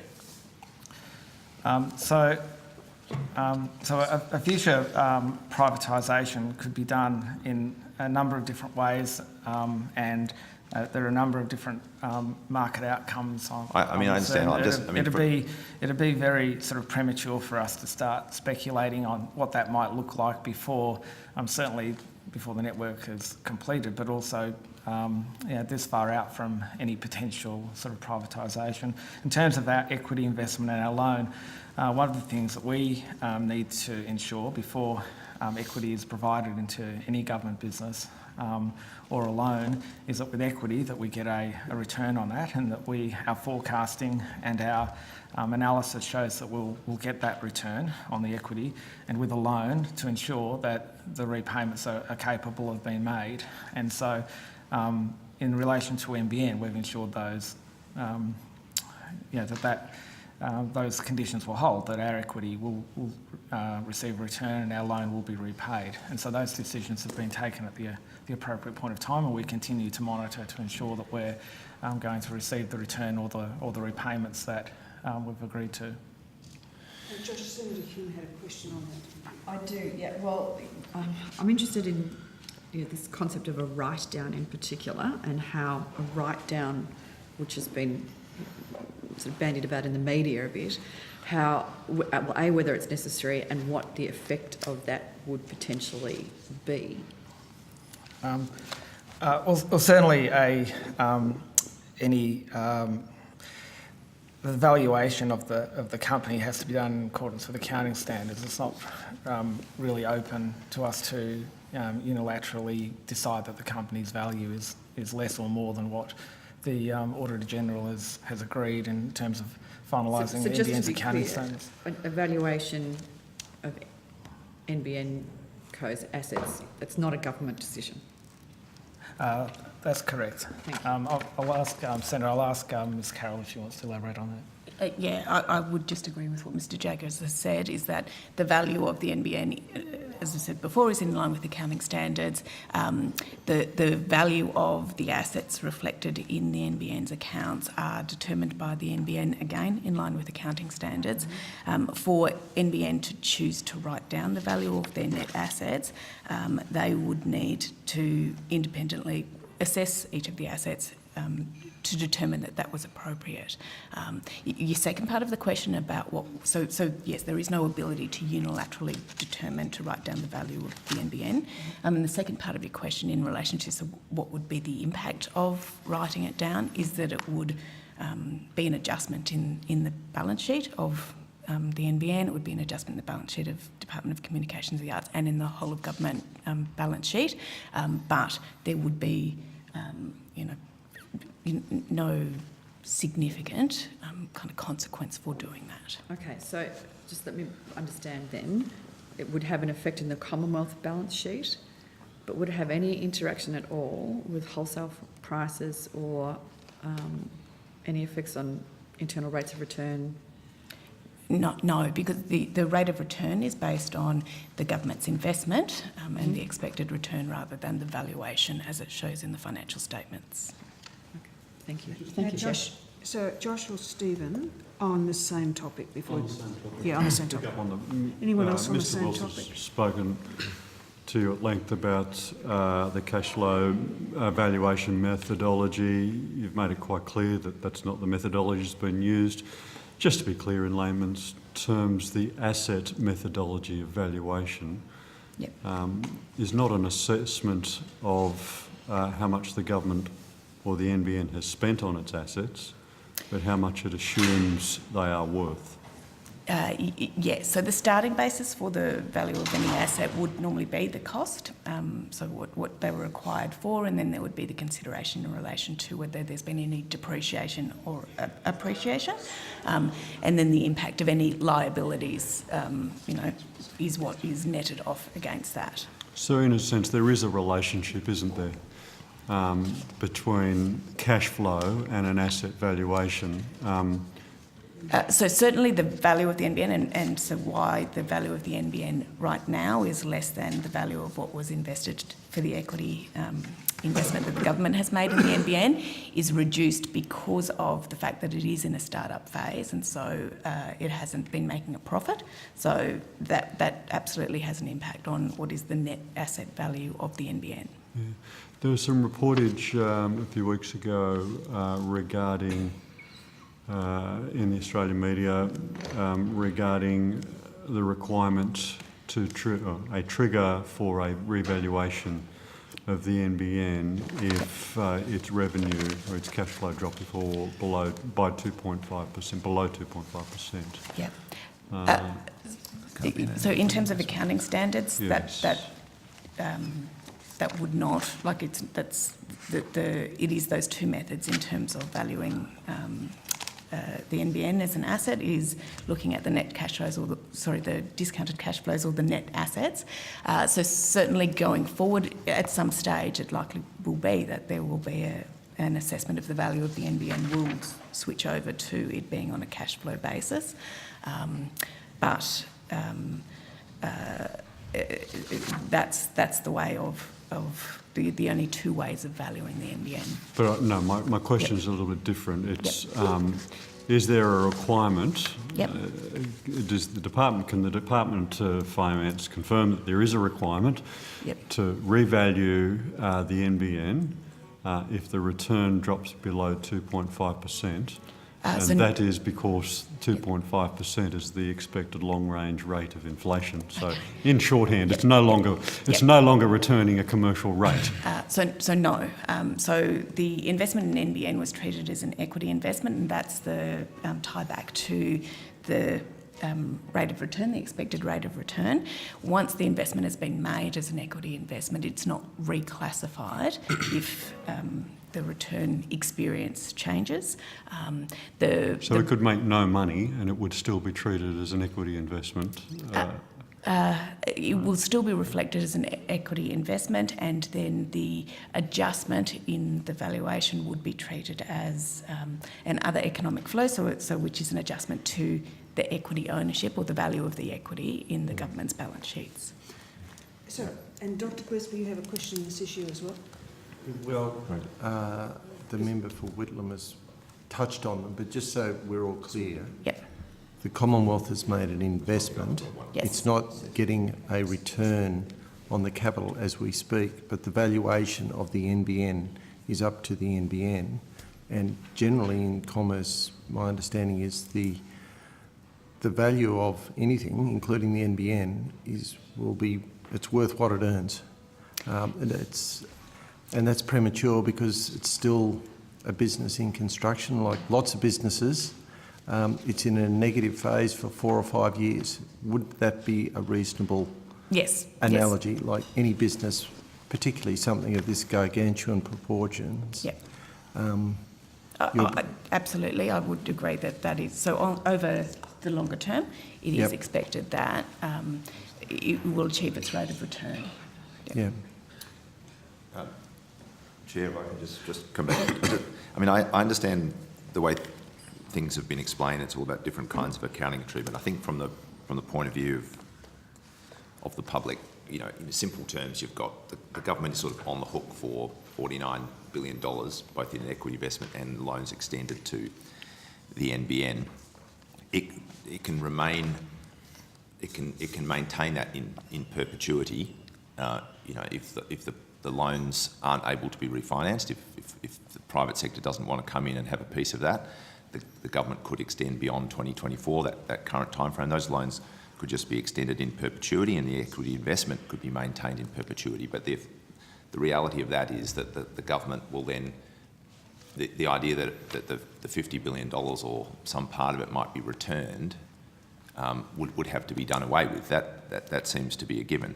The thing that I find difficult when we have these conversations is there are people out there in the world, PricewaterhouseCoopers earlier this year, S&P Global Ratings, who are essentially saying that the NBN, if it was put on the private market, is not going to be worth what the combination of the government's equity investment and the loans. And it's hard for us as the committee, sort of on behalf of the wider public, to try and get government agencies to sort of give us some clarity on that. I mean, the people with expertise like PricewaterhouseCoopers and S&P Global Finance and others are saying it doesn't matter if you stated the sort of the technical asset valuation. At some point in the next few years, you're going to shift to the way that the world really sees these things, which is a sort of a revenue or cash flow basis, and it just isn't worth that anymore. And it seems very strange that the Department of Finance or the government is essentially trying to stay in the darkness about that and assert these sort of accounting treatment technicalities by way of saying we're just not turning our mind to what it's really worth. I mean, is there no part of the Department of Finance that is, when PricewaterhouseCoopers and S&P Global Ratings come out with these assessments, that you go and check those assessments, either within your own capacity or via the work that you commission, to reach a view as to what it's worth? Well, Deputy Chair, with NBN, there's been a constant commentary from commentators about all sorts of aspects of the NBN, including some of the questions we've been sort of fielding here today about write-downs, valuation. So there's a lot of commentary. Our analysis of NBN, we work very closely with NBN around the corporate planning process. We get a good sense of the estimates that they're making in their corporate plan. We check the rigour of that work. And what we need to appreciate is that they're the best estimates that are available to the people that are on the inside of NBN and know as much and have the full knowledge about how the company and the market is working, and we test those sorts of assumptions. But it's there is always, with any estimate, they're the best estimate that can be provided at the time. So our advice to government is based on our analysis of the estimates that are being provided. We provide the best view that we possibly can about those estimates, and we're concerned that the return that has been predicted in relation to NBN is achieved in relation to equity investment, and that the loan will be repaid. So what we haven't done is started to speculate on an asset sale at this point in time in the company, because, as Ms Carroll mentioned and as previous witnesses today have mentioned, we're still in a ramp-up, start-up stage for this company. There are obstacles, there are risks, there are different views from commentators, but our view is that we need to hold the course and to continue the ramp-up, continue the rollout, and keep ensuring that we're providing advice about whether our investments will achieve the outcomes that we've said that they'll achieve. But we haven't started to turn our minds to what a privatisation might look like at this stage. And I think that our focus needs to stay on ensuring that the asset is built and ensuring that the equity provides the return that we want. But the business plan, the corporate plan, the Vertican review, which really sort of set the current government on its particular path with a multi-technology mix, was all prepared to do the sensible thing, which is to use some sort of revenue or cash flow as a basis for casting forward and getting a value of this entity. You have, the NBN itself is constantly providing and updating its expectations as far as revenue into the future. So it just sort of beggars belief that the Department of Finance, on behalf of the Commonwealth and the taxpayers, isn't prepared to look at those kind of revenue expectations and the internal rate of return, which has been getting lower all the time, when it knows that is not only the basis that will be required for an accounting treatment valuation in the not too distant future, but inevitably is the basis on which any kind of real-world valuation will be set. It beggars belief that the Department of Finance, at no time, it's almost like, it seems like a form of willful blindness. Can you honestly say that the Department of Finance has not and does not feel in any way obliged to look at those numbers, those revenue forecasts, and come up with a valuation on that basis of the NBN? So Deputy Chair... It's the second time you've made the point. I'll go back to the department, but we do need to move on. You've got a whole committee with a stack of questions. Mr Jones wants to finish up on this. There's sort of 40 minutes on the one issue.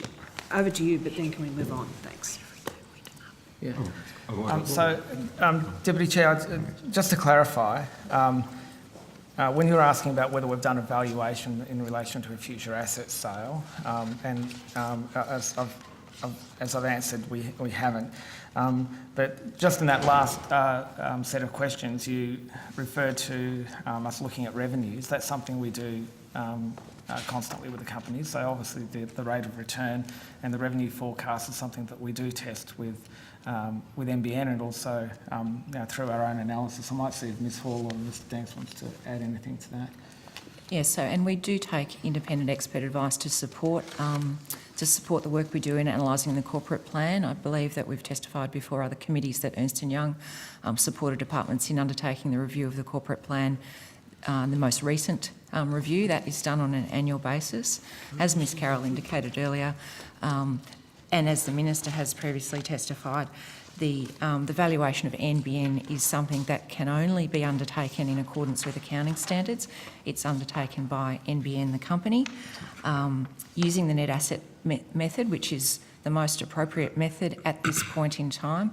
As Mr Jaggers has testified, undertaking any work with respect to evaluation of NBN on a discounted cash flow basis is premature and would be completely speculative and hypothetical, because you need to take into account factors such as the market conditions at a particular point in time.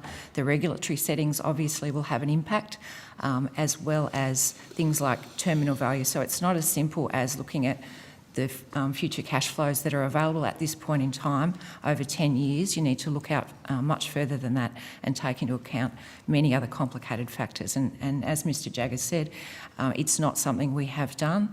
The legislation provides a pathway to privatisation at the appropriate point in time, and once NBN has completed the rollout and its operating revenues are in a mature state, then it would be sensible to undertake that work. But until such time as those conditions are met in the legislation and the government of the day has determined that it's an appropriate time to look at progressing the privatisation, we're not involved and wouldn't expect to be involved in any work of that nature. Thank you. Thank you. I want to talk about the revenue issues. You may have been in the room earlier when I was asking the department about the risks associated with the ARPU assumptions. To the context, I'm aware that one of NBN's competitors, TPG, are rolling out fibre to over 20,000 business premises, or they have rolled out fibre to 20,000 business premises, they're offering 500 megabits services at $500. You've got Telstra in the market saying we anticipate that our 5G offerings are going to significantly erode the business revenues that would otherwise go to the NBN. That is to say, we see Telstra sees that 5G is going to be a major competitor to the NBN. They are not alone in saying this. Has the department sought any advice on the impact of these risks, these known risks, on revenue forecasts for and the internal rate of return for the NBN? I'll ask Ms Hall to answer. So as I previously testified, the department, in conjunction with the Department of Communications, takes advice on an annual basis. This most recently has been supported by Ernst & Young in respect to the corporate plan and the underpinning assumptions. That work necessarily goes to risks and likelihoods around the assumptions, and so yes, we do take advice on those sorts of things all the time. I just would clarify in relation to Telstra's most recent statements. I understand that there was media yesterday, as recently as yesterday, with respect to Telstra's views around NBN competing with 5G, and the view I think expressed by Andy Penn was actually that that 5G is complementary rather than a substitute for It's where the growth fixed. is going to be. It's where the growth in revenues. What he's saying is we anticipate our growth in revenues is going to be in 5G. In 5G, but it's saying a direct competitor to the NBN's growth in revenues. only in relation to a really small proportion of users. I think he was saying things that... I agree, which yes. is why I went to the TPG point. Yes. I mean, there are a fixed number of businesses with an annual turnover greater than $2 million, and TPG are out there mopping up that business as we speak and in the market at much more competitive rates than the NBN are for equivalent services. How can we not be concerned about the internal rate of return given all of these known factors? But do you want to finish your previous comment and then answer that one? Sure. As I said, we review the assumptions underpinning the plan on an annual basis, including movements in market conditions that would take into account the particular business strategies of new entrants such as TPG. And on the basis of that work, the government is comfortable with respect to the most recently published corporate plan being the best available estimates of the expected financial performance of the company. Do you agree with the evidence that was given earlier by the Department of Communications that there are significant risks to those assumptions in the corporate plan? There are always risks to the assumptions in the corporate plan, yes, I agree, but we take... These are not minimal risks. These are when everybody in the industry is making an observation, when there are, as I've mentioned TPG, they are not the only operator in the business. You couldn't say that these are minor risks. Mr. Jones, I think, as Mr. Windier said earlier, there are risks in relation to the rollout of NBN. I think that's always been acknowledged, that NBN is operating in a market and that market is changing. And there are disruptive events, there are new players, there is new competition. So certainly the Department of Communication and the Arts didn't sort of downplay the fact there are risks, and we're not downplaying the fact that there are risks as well. But as Ms Hall has said, and I think as I reflected earlier, we have to provide the best estimate of the company going forward, and that's what we've done through the analysis we've been doing through with the corporate plan process. Are you nervous about the NBN's capacity? Stop interrupting the answers. Please let them finish their answers. I thought he had, Chair, but I apologise if I've jumped the gun. No, that's fine, Chair. I'm happy to move to the next question. Are you nervous about the NBN's capacity to meet these revenue targets? Mr Jones, I think that our job is to sort of properly reflect the risks in relation to any business that the government owns back to government, so it's clear where the risks lie and what the best estimate of the likely outcome will be, and that's what we've done here. So I wouldn't describe that as being nervous. I think we need to be realistic and we need to be sort of vigilant and provide the best advice we can, but being nervous wouldn't help any of us. Yeah. Okay, I'm going to go to Mr Mitchell and then Dr Gillespie and then the Deputy Chair or Mr Jones can do the wrap-up question. Mr Mitchell. Mr Jagger, just something that was said earlier, the department has sought advice on the $2 billion private loan, is that right? Mr Mitchell, prior to the government making its decision in relation to changes that it's mentioned in relation to our commercial terms loan, we provided advice to government. We sought external assistance in providing that advice to government. And have you sought similar advice on the $21 billion loan? Well, Senator, there's in terms of the landscape for the loans with NBN, there are a couple of moving parts, as I think you described earlier. So there's a $19.5 billion commercial terms loan that the Commonwealth currently has with NBN. That loan is to expire in 2024. The government's also looking to enable NBN to borrow privately an additional $2 billion, and so arrangements around that are still being worked through. But you've sought advice on that, on the total? Well, they're two different things, and then there's the other kind of moving part there will be the refinancing of the $19.5 billion loan in 2024, and so we've sought advice on certainly on those decisions that led to those outcomes, which will be implemented.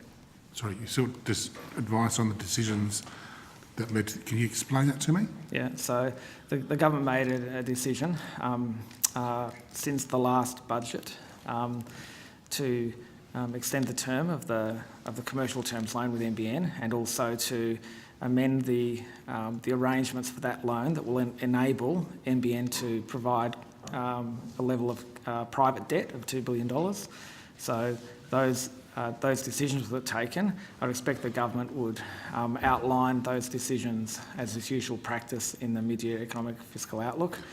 So because the decision was taken post-budget. So I would expect further detail there. But we will, we're in the process of working with NBN in relation to the adjustments that need to be made to our initial commercial terms loan of $19.5 billion that will enable them to borrow privately for the other $2 billion that we referred to. I just want to briefly come back to the net assets valuation. I don't pretend to be... I've never done finance, so I'm just trying to get this around my head. If I was to say, does net assets work like this? If I was to say my house is worth, whatever, because I think it's worth that, because I've spent so much on the weatherboard and the property and whatever else, so I go somewhere and say, that's what I think my house is worth. Is that essentially what a net assets valuation is? It's whatever the owner of the asset believes it's worth? No, definitely not. So the assets do need to be independently valued, and so it will be, as we talked about before, your starting point would be normally the cost, so what was paid for it, and then appreciation or depreciation, but it would be also verified by the ANAO. So in terms of the independent valuation, because what would normally happen with my property is I'd go to an independent valuer, and they would assess the value of my home, but they would use the value. They would assess the valuation based on usually what other similar homes are achieving in recent sales, so that they make a determination of the asset value of my property based on the market value of similar homes in the area. Is that the sort of process that a net assets valuation is made under? So yes, it would. So valuing of a business, when a valuer would come in to do that, or any individual asset, is looking as a starting point that they would look at, is there a market for something like that? And are there similar... So can I ask then, how are you valuing the NBN,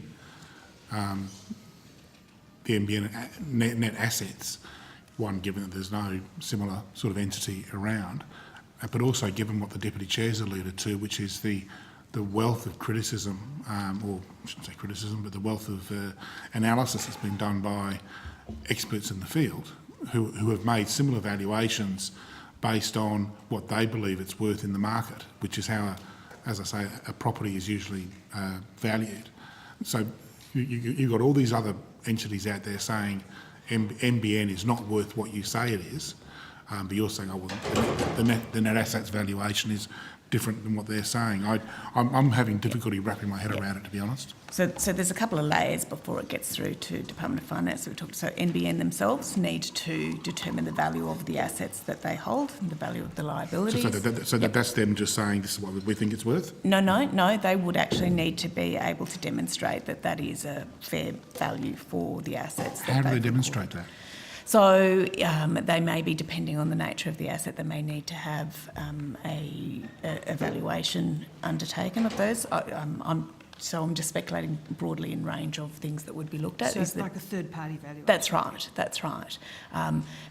There may be for low-value assets that it might be just determined a simple assessment of the cost.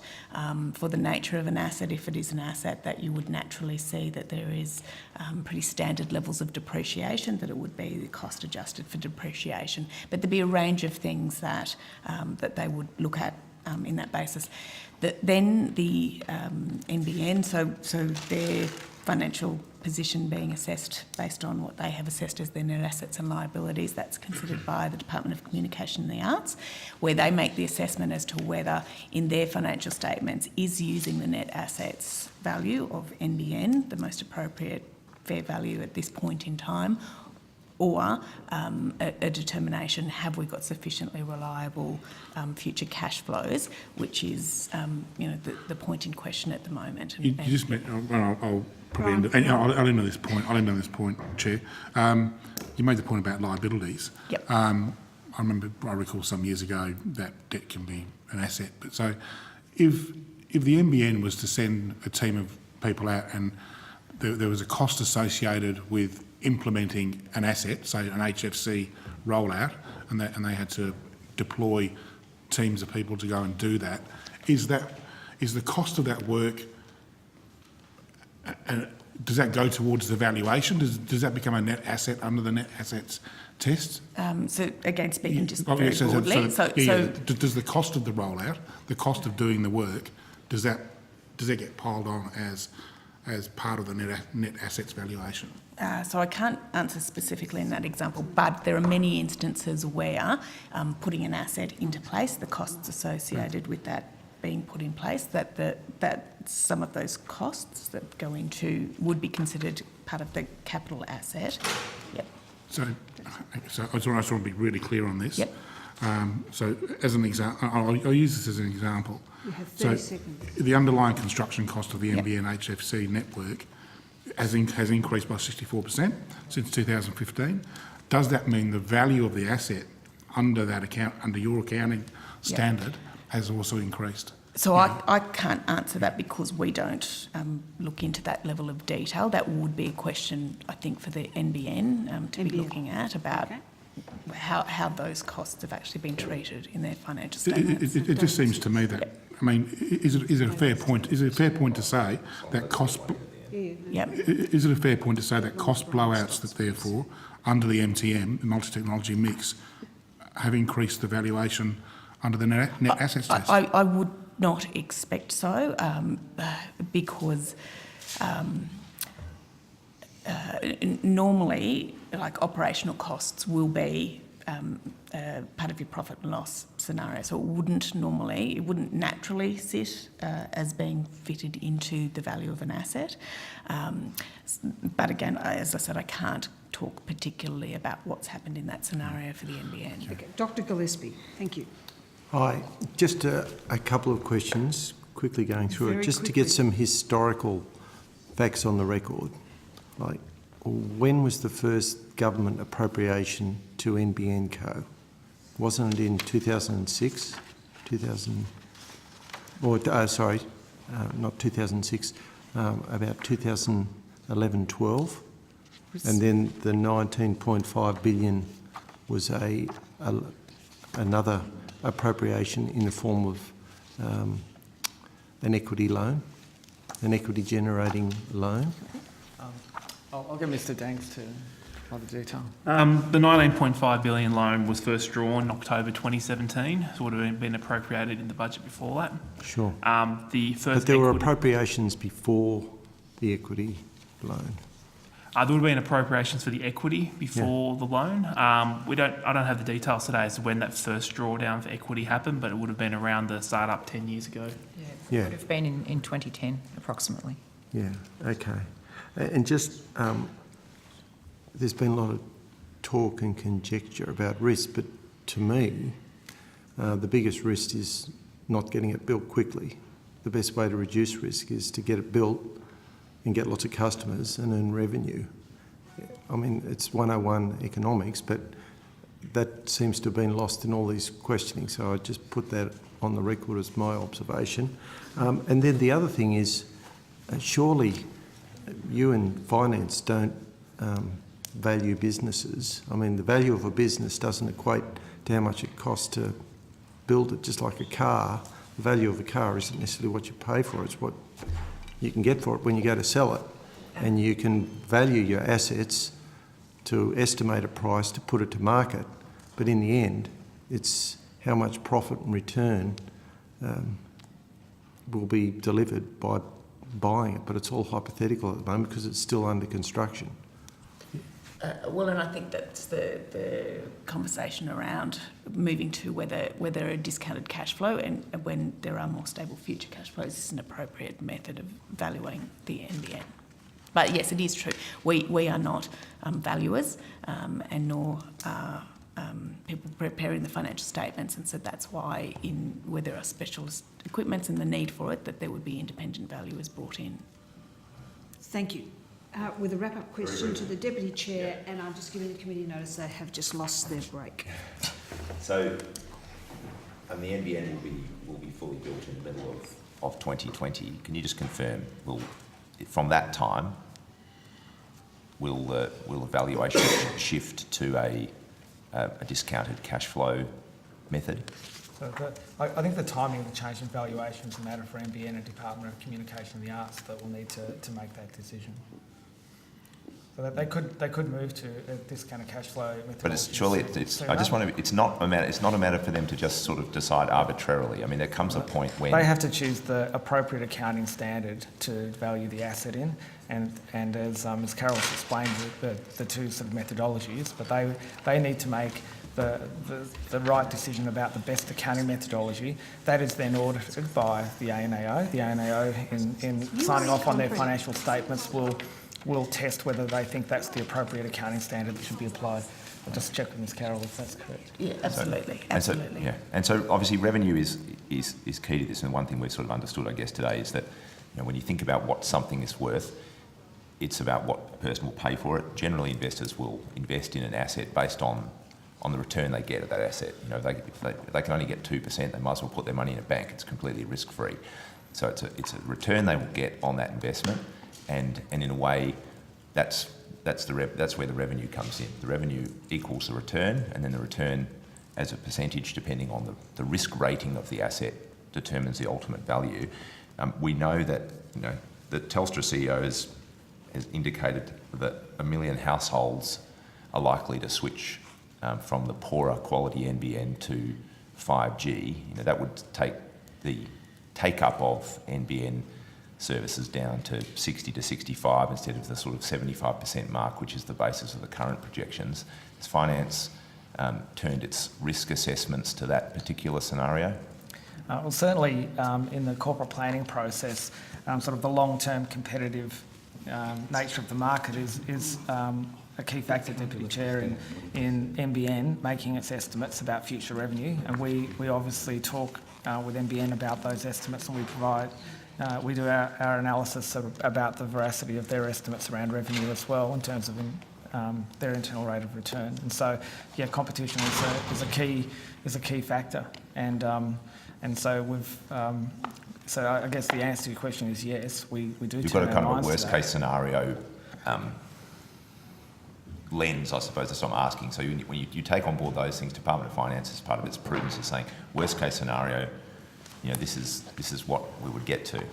Well, when we provide the corporate plan to the government for the minister's consideration, we obviously provide analysis and our view about the veracity of those estimates in terms of revenue. Now, Mr Jones, you wanted a final comment for our representatives to come back to us on, because we have people waiting on a teleconference. On notice, can the Department of Finance get back to us and advise us whether they would be comfortable if the NBN and the Department of Communications chose to continue with a net assets method of valuation post the completion of the NBN's build? We'll take her on notice. Thank you, Mr. Jones. Ladies and gentlemen, thank you very much. Really appreciate it. Sorry if some of your answers were interrupted, but thank you for that. If you feel you want, when you get the transcript, if you want to add some information, we'd be most appreciative. And we have been a little rushed this morning, and people have had sort of their pet issues. So if you want to value add to some of the information, we'd appreciate that in helping us to form our report. And thank you very much. Thank you, Chair. Have a great Christmas. Stay safe. Thank you. Now, committee members, you have lost your break by talking too much, because yes, I am. I'm happy with us getting out of here. But the pace, yeah, I'm determined to.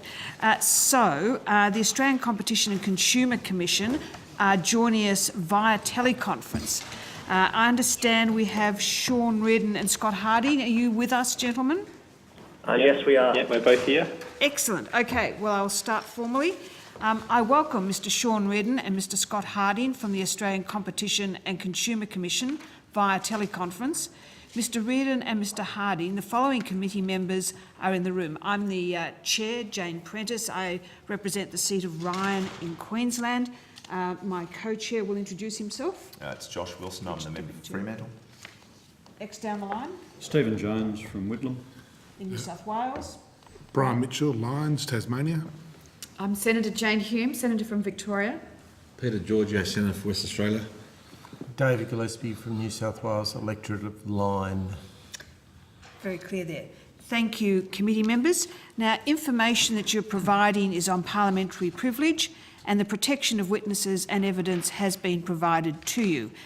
Probably not the first time you've done this. For the Hansard record, could you please state your name and the capacity in which you appear? Sean Reardon. I'm the General Manager of the Industry Structure and Compliance branch within the Regulation Division of the ACCC.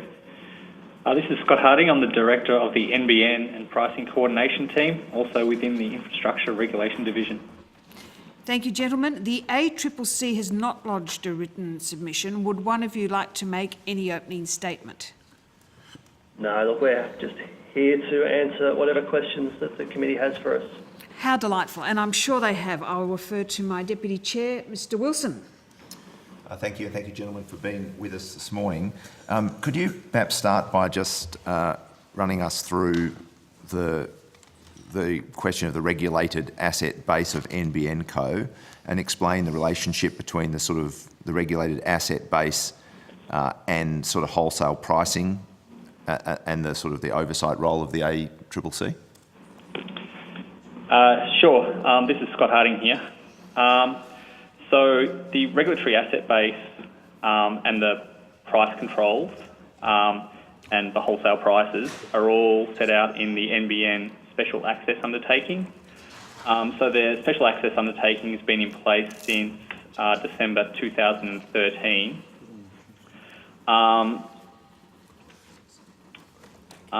So the first element, I guess, is the prices. So any service that NBN Co was providing at that date, plus any product that they had in development at that time, is all specified in the SAU with an initial price. And then attached to each of those prices is a long-term price control. So under the long-term price control, NBN Co can only increase the maximum regulated price by CPI minus 1.5 each year. That applies individually to each price specified in the SAU.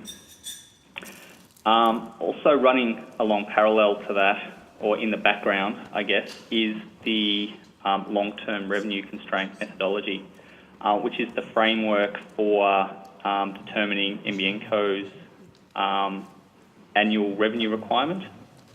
So that's the regulated revenue that NBN Co is allowed to recover through its prices. So it is based on a standing building block model, which is primarily consisting of operating expenditure, return on assets, and regulatory depreciation. And that's also the model used by the Australian Energy Regulator, and it's what we've used previously for Telstra's fixed line services.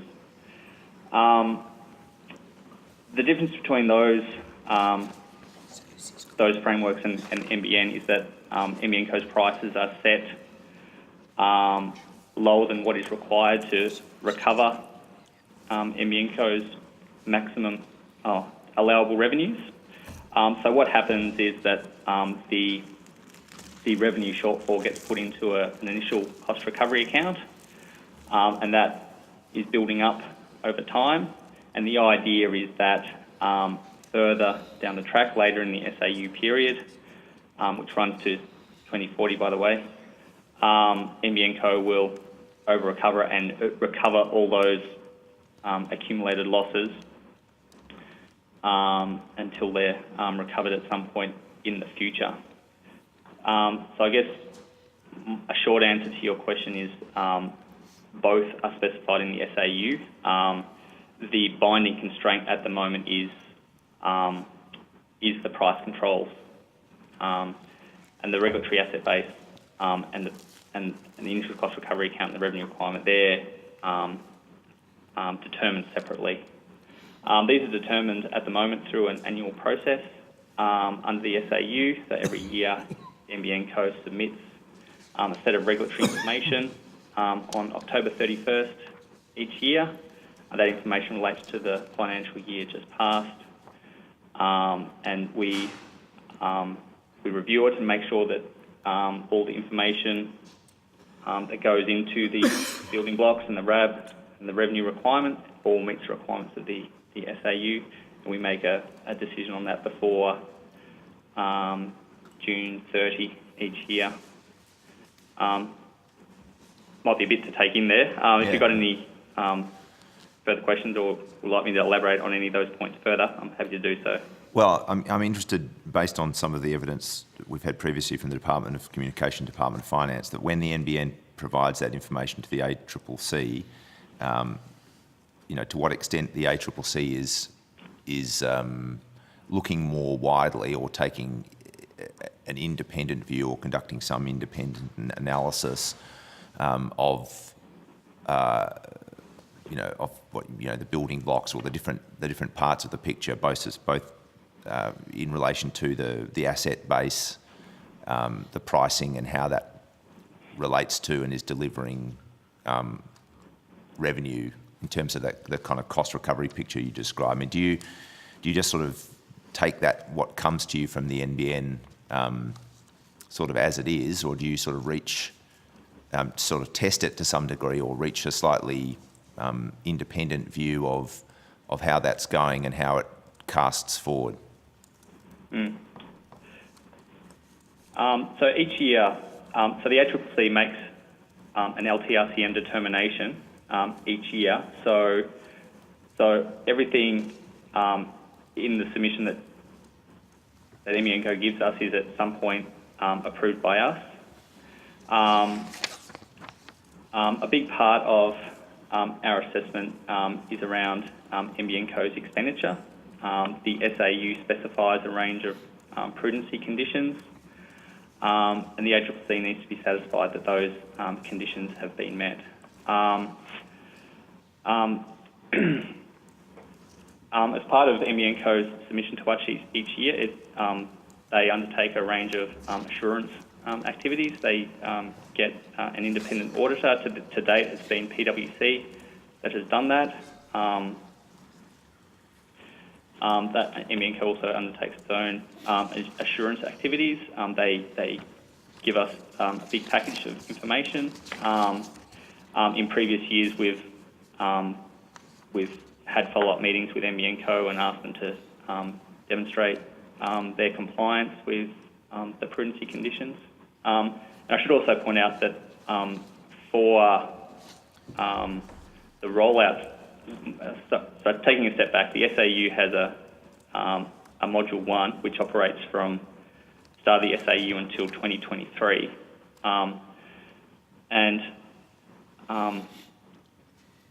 During that time, the focus of the prudency conditions is very much around procurement, so asking whether the way NBN Co awards its contracts is done in an appropriate manner. A lot of emphasis is placed on competitive tendering. We see copies of NBN Co's procurement rules. We've had briefings with NBN Co's procurement team, and I think we are very satisfied that procurement is something that NBN Co does very, very well. If your question is, do we do a line-by-line assessment of all NBN Co's expenditure items in a similar way to maybe AER has done in the past, then the answer is no. It's more focused on NBN Co's processes. And yeah. Perhaps, could you just take us through the ACCC's findings on the broadband monitoring program? Yeah, sure. So that's more in my bailiwick. That's Sean Reardon. Thanks, Sean. Sorry, Jane Prentice. Yeah, so we've issued 3 reports now on that. I think at a high level, we've been quite satisfied with the performance that is typically available to NBN subscribers. The results have been, for most of the tests which we run in our last test period, we ran 170,000 speed tests over the NBN. They were all up around the 90% level, so the speeds practically available to the consumer were above 90% of the maximum planned speeds that the consumer could have potentially achieved, and that's what we feel quite a good result. The dark cloud has been that there are some services which don't share in that good experience, and we feel that's a minority of services, but there are some which when we run speed tests to them, aren't achieving speeds at, say, more than 3/4 of the maximum planned speed, and some are even at around about 50% of the maximum planned speed. So that's been something that we have been focusing on more to see whether those consumers can also share in the high speeds that are potentially available over the NBN.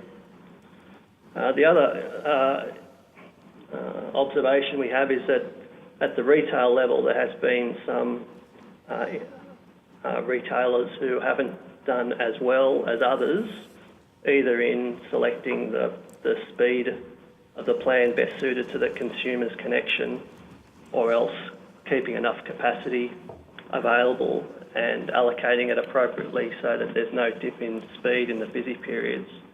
But the pleasing aspect of the program is that where that has been the case, in the following report we have seen a material improvement by those retailers. So they've caught the pack, if you like, and appeared to be able to turn things around quite quickly. Thank you. Sorry, Mr Wilson, back to you. Thank you, Chair. I just want to come back to this, the way that the NBN is regulated and the kind of, I guess, the constraints it faces. I mean, it obviously, it's seeking to deliver a particular return, and it has a framework within which it can set prices based on a sort of some return parameters. And there's a lot of there've been calls out there over the last several years for wholesale pricing to kind of come down to make the whole broadband world work better. What is the relationship between a sort of a write-down or a reconsideration of the asset base of NBN Co to the prices that it could then charge, considering those sort of current return parameters? Yeah, that's a good question. It's Sean Reardon again. I might take that one. We ran a market study into the communication sector, which reported in April of this year, and that was a key question which was running at the time. During 2017, there was a lot of, as you say, interest and perhaps concern by the retailers that the prices that they were facing was inhibiting them delivering good outcomes for consumers, and that as a consequence they weren't confident to sell higher speed products over the NBN, or were feeling as though they couldn't deliver high speeds during the busy hours. And there was, I think, a resistance to rebalancing prices or changing prices, and one of the beliefs which the industry had formed was that was being driven by an accounting rule, or that if only there was a revaluation of assets by NBN Co, that would then give them more flexibility to lower their prices so that those outcomes that the retailers were expecting could be avoided. So that's something that we tested at the draft stage of that inquiry to get views on. And it wasn't long after we published that draft report that NBN Co went forward with its Focus on 50 pricing initiative, which was quite a significant discounting arrangement. And at that stage, we formed the view that perhaps there wasn't such a direct link between the asset valuation and price flexibility, given an initiative of that nature could be implemented without any asset revaluation. So at the moment, we aren't really focusing on that issue as to asset valuation from an accounting perspective, but we do very much still feel that there is a need for flexibility in pricing by NBN to meet the market. Yeah, I mean, I hear what you're saying about the fact that that 50 plan occurred without a change, but I guess it's a bit early to say how that will play out in terms of the sort of the revenue and the return, and conceivably, it's something that might be difficult to persist with, considering the return parameters. If the sort of the return numbers and the revenue continues to be constrained or adjusted downwards, which has been the case in recent times. I mean, do you think? I guess I'm saying it seems that the question of the regulated asset base hasn't been resolved. There's going to continue to be this question about whether persisting with the idea that the entity is worth $50 billion, just is going to, is either not reasonable and or is going to constrain the sort of price flexibility that we need for this technology at the wholesale part of it to really to work, to enable the spread of high-speed broadband throughout the community. Well, yes, we would very much agree with that comment that you've made there, that it is very important that there's price flexibility so that NBN and their retailers can meet the market, and there is an economic, efficient use of this very significant investment that's been made into the technology. So we very much hear that, and that's very much our philosophy as well. And if anything, we would encourage NBN and the retailers to find this good mix of pricing and not be concerned by whether or not so much as to what the implications are for asset valuation. We feel we should be moving towards that point as the primary objective. If once that happens, people feel that for whatever reason, for an accounting reason, or there may be some regulations from the Department of Finance, who you've just heard from, who would say, well, look, now the asset shouldn't be valued in the way that it is. Well, that's something which will play out through those processes. We'd be concerned if the tail was wagging the dog, if those processes were stopping the price flexibility. Okay. Just one. Well, you want one more? Yeah, That's just it. one final question. I'll let Mr. Jones or Mr. Gillespie. Does the ACCC, maintain and update some scenario planning around the privatisation of the NBN? I mean, presumably, because that's always been the intention, it's going to be a significant shift, and it's going to present some regulatory and competitive or competition-related challenges. Does the ACCC have and maintain a kind of a scenario plan around the privatisation? Oh, it is something that we are thinking about. It's at a very early stage, I think, our thinking. But you're right, we will be focusing on the pro-competition aspects of the privatisation, such that there are appropriate controls in place if the asset is a monopoly asset, that it's not sold just in a way that the owner can maximise their revenues, that it is subject to appropriate controls. And there may even be an opportunity to think about the structure of the business when it's sold, if it's sold as a job lot, or whether there is some opportunity to introduce competition through structuring a sale of some assets to one party and some other assets to another. Thank you. Dr. Gillespie. Yeah, thanks very much, Sean and Scott. Could I just get you to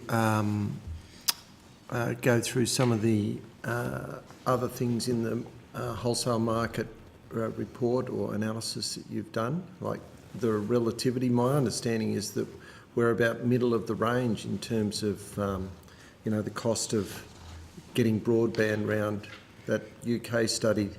I think we're 84th or 85th or something like that out of 150 or 60. So aren't we sort of middle of the range? But that having been said, some of the other countries are about the size of the ACT, and we need satellites and wireless and stuff like that. I mean, or if I missed something, I think the affordability of it is a combination of the wholesale price and the margin that the retailers want to make on it. But the fact that it's a new build from scratch, except for the HFC, I think the wholesale price we're getting here, whilst it'd be great for it to be cheaper, it's understandable of where it's at. Yeah. So there's some really good thoughts in that. So I think the main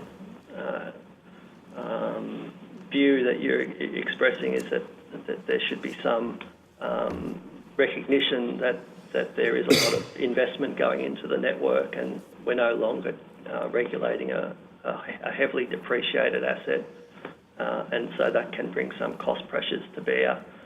And that's really what's driving the approach that Scott outlined earlier around the regulatory asset base and allowing carry forward of losses into future periods, so that this period of very high capital intensive investment and high return being required on that to pay the debt on that that's underlies that asset will mean that costs are higher in the initial periods, and as the asset is built and then can be used over a very long period, that reverses, and there's then sufficient revenue to service all the debt and all the operating costs on an annualised basis, and to also recover the earlier losses. So yeah, that's really what is underpinning this approach to the asset base. The other observation that we'd have is that it is very important that these cost pressures are managed for the market and for consumers, and so that's why there's the price controls that Scott also mentioned, that we're trying to anchor the entry-level prices on the new asset, the NBN, in a way that there's not a price shock for consumers who want the same sort of service as they had on the legacy networks. They can get the same value out of the or a similar value out of the new services as they had in the past, if that is their choice. If they want more, if they want higher speeds, for instance, well, then there's the opportunity to sell at a higher price. I am aware that there is that UK report as to how costs are tracking, and also prices. I think that's another aspect of that report. I think you're right. We may be middle or maybe higher in the costs, but there's also an observation there that perhaps we spend a little bit more on our telecoms than others, and that the relationship between those two things might be why that's the case. Yeah, but I'm trying to point out that the costs of delivering a quasi-universal communications backhaul around the whole nation of our size is quite different from, say, the UK or Luxembourg or Holland or any of these other places where they have high population densities. And I mean, you could circumnavigate some of these countries in a tank of fuel or on a push bike, whereas we've got, a whole continent we've got to try and provide services to. That's a comment. You can take that as a comment. Yes, no, David, I might just follow up on David's point there. Were there any other key findings from that wholesale market indicators report?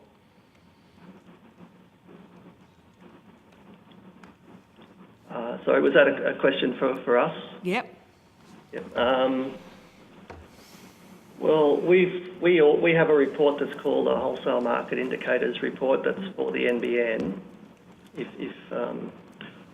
we publish that each quarter, the main findings of that report are that consumers or RSPs are choosing to purchase high-speed products in ever-increasing numbers. So the 50 megabit per second speed tier is now the most popular speed tier.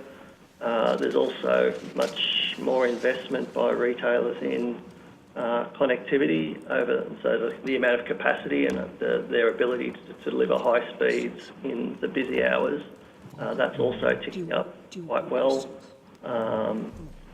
So compared to where we were this time last year, there is a much more promising sort of outlook in terms of speeds and consumers having the confidence to purchase the higher speeds.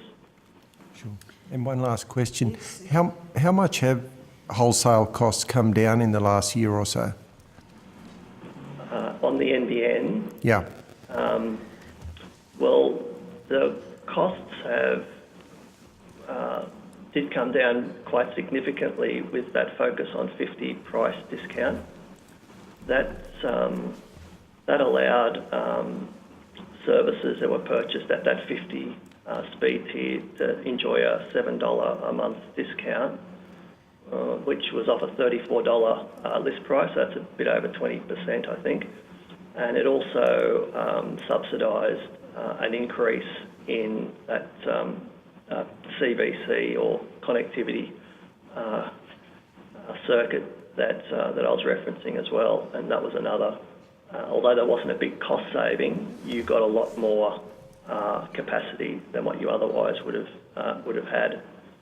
So in terms of quality, there was a big uplift in the quality that you got for the cost you're incurring to supply over the NBN. At the moment, we're transitioning away from that discount onto another pricing structure that NBN is developing. That's still being rolled out in full, but I think the overall effect of that is that it's a little less flexible, a little less accommodating for the retailers, but it still seems to be sufficient to attract a good demand at that 50 speed tier level. And it's something that we'll be monitoring in the months ahead to see where the market lands when that pricing model is fully in effect. Yeah. Okay, well, thanks very much. But a 20% reduction is bigger than I thought. That's great. Yeah, that's on that one product, I suppose. But it was a very significant pricing initiative.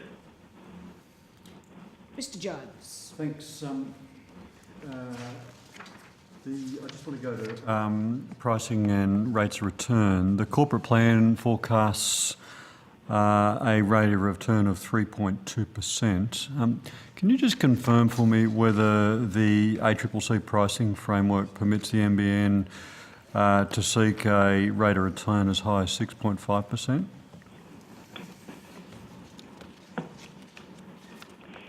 Okay, it's Scott Harding here. So as part of the building block and regulatory asset-based model that I described before, the SAU also specifies the rate of return NBN Co is allowed to recover on its investments. For the period I mentioned before, from start of the SAU until 2023, the rate of return is calculated as the risk-free rate plus 350 basis points.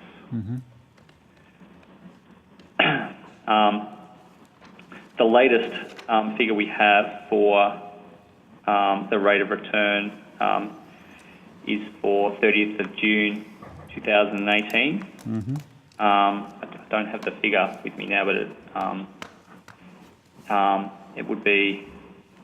I think the risk-free rate is fairly low, Scott. Yeah. Inflation's fairly low at the moment. Yeah, so it would be below that 6.5% rate that you mentioned.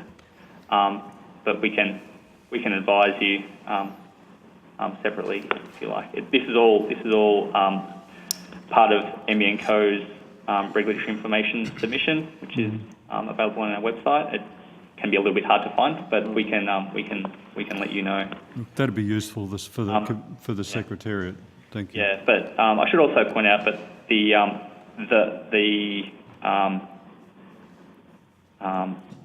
way it's calculated, risk-free rate plus 350 basis points, does result in a rate of return that is quite a bit below comparable or other regulated industries HFC looks at.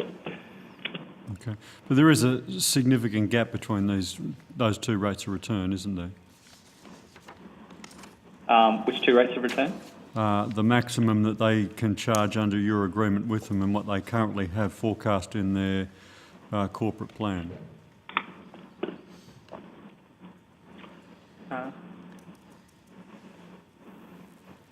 Are you talking about the internal rate of return? Yes, I am. Yeah. I mean, internal rate of return and the allowable rate of return on capital for regulatory purposes need not be the same thing. And a lot of it depends on how the internal rate of return is calculated, over what time frame, what end value is attached to assets, the calculation time frame. So without knowing all those details, but based on what you said a little earlier, it's about 6%, right? Yes. Yeah, so there's a gap, isn't there, between the 3.2 and the 6%. That doesn't take a lot of calculation. I'm just sort of working out whether, for the purposes of this inquiry, which is around the business case, whether there's whether in essence the NBN is ever going to be able to recover its regulated asset base through market prices. I guess I'd like you to comment on that. Well, when the it's the very long-term nature of the agreement means that there is still, in a time sense, quite a lot to play out. The view that we took when those prices were initially set was that it would be necessary for NBN to grow the market in order to recover its costs over that large time frame. But it is very difficult to be definitive given that time frame. So it was implicit in the undertaking that NBN would need to shift customers up on the higher yielding products and also drive use of the network in order to recover its costs. It couldn't just sit on its hands and simply continue to sell at the low speeds and still expect to get its costs recovered. And so that was the incentive mechanism in this agreement. Yep. If it's quite a dynamic market and things are shifting around in the short term, so it is difficult to draw an overall conclusion. Yeah, and one of the big principles that we based these long-term arrangements on was the idea that NBN Co would have the opportunity to recover its efficiently incurred costs over the life of the SAU, but not the guarantee to recover those costs. I think that's a point of difference between the NBN and other regulated industries. But as Sean said, there's a lot needs to play out. The NBN is only half rolled out. So I think we still maintain that view that NBN Co does have the opportunity to recover its efficiently incurred costs, but not the guarantee. I think it's, from our perspective, it's too soon to say no, NBN Co won't be able to recover. Thank you. In earlier evidence before this committee, I don't know whether you heard any of the evidence by the Department of Finance, Department of Communications. This morning we're on I just want to make sure that I don't repeat stuff that we've already covered that you're well aware of. I put to earlier witnesses downside risks associated with competing platforms, whether that be competing fibre operators in the big business space or emerging 5G operators. I'd be interested in your view of the impact of that and whether there might need to be some review, or in your view, are there any need to review some of the existing competition arrangements to deal with these emerging competition issues? I think given our mandate to be promoting competition and consumer outcomes, I think we are fairly welcoming of competition. So to the extent that 5G networks or other the already built fibre networks do present NBN Co with a benchmark to meet, or can give some extra impetus on NBN doing a good job and delivering good products for their retailers and end users, we think that's a good thing. And from a consumer perspective, if you have more options available to you to obtain the services that are best suited to you, then that's also quite good. There's a lot of conjecture about what impact those networks will have on NBN, and to some extent that's in their own hands if they do a good job, if they get their network built, if the connections to the network are all of a high quality such that consumers can access the speeds that they want to access over the network, and they build their network first, they'll be the incumbent, and the consumer would need a reason to move away onto another platform. You're not a disinterested player in this. So you're an approver of wholesale pricing arrangements. Does the ACCC believe there needs to be greater flexibility for the NBN to meet the emerging competition threats from 5G and other operators? Well, they certainly have that flexibility now. There's nothing in the pricing decision, the SAU decision, which prevents them from meeting the market. So when Scott has been talking about prices in the SAU, they're maximum prices. And one of the initiatives that we're seeing at the moment from NBN is a discount or a lower price for the 12.1 product that they have, provided the service is used only for a low quota, only low usage by the consumer, and you could see that as being a response to the threat of consumers who are only interested in voice calls and very low data usage to move off the fixed network and just rely upon a mobile where they're in a mobile area. If I could interrupt you for a tick, on a number of occasions in the evidence you've given this morning, you've spoken about the rolled-up rate, the 12 to 50 focus on 50 rate. It's our understanding that this is a heavily discounted rate and a temporary offering. Does the ACCC believe that that's now the new benchmark rate for all of those bundle of services? Yeah, well, focus on 50 pricing is now finished. There's a new set of prices which are in the market. They're referred to as the bundles. If you're talking to RSPs, I'll talk about the bundles. Yep. They're at the same. The main bundle is still at the same price point as or what we think was where industry was at for the 50 speed tier.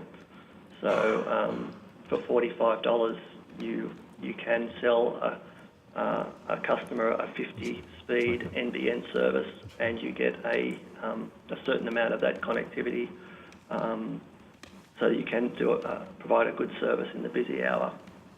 So that seems to be where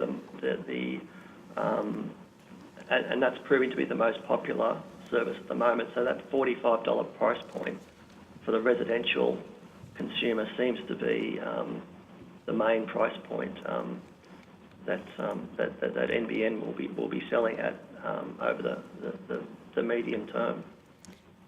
So, Jane Prentice here, gentlemen. Just back on the wholesale providers. In terms of choice of wholesale providers, what is your view of the competitiveness of the business market? Because my view would be that there's a fair bit of room for improvement. Yeah. So when people talk about the business market, there's a few segments to it. There's the very high end where there's large enterprise or government services. That market is, I suppose, typically limited to particular geographic areas, large CBDs typically, very well served by competing fibre networks at the moment. So I think the view that people generally take is that market is quite competitive. There's also a lot of other services which are sold to businesses which are dispersed across the population. These are, I suppose, small to medium businesses which have perhaps not enjoyed that same level of competition and are probably at the same level of competition as the residential market. And that's, I think, where the prospect of the NBN entering and delivering business-grade services, which are substitutes for the legacy services that those businesses have used to date, is a good thing for competition, and will probably bring the strongest competition benefits. Thank you. Just on that, how would the ACCC assess whether, if the NBN were to enter in, or when the NBN is to enter into competition in those business markets, that it was doing it on a fair basis, and that it wasn't using its overall size and market power to compete unfairly in those with those incumbent businesses, who are also their customers, by the way? Yeah. So with the smaller business segment, because NBN's wholesale only, and there are non-discrimination rules that apply to it, and the service itself is highly specified, and it's more or less commoditised, the product. It would be, I think, difficult for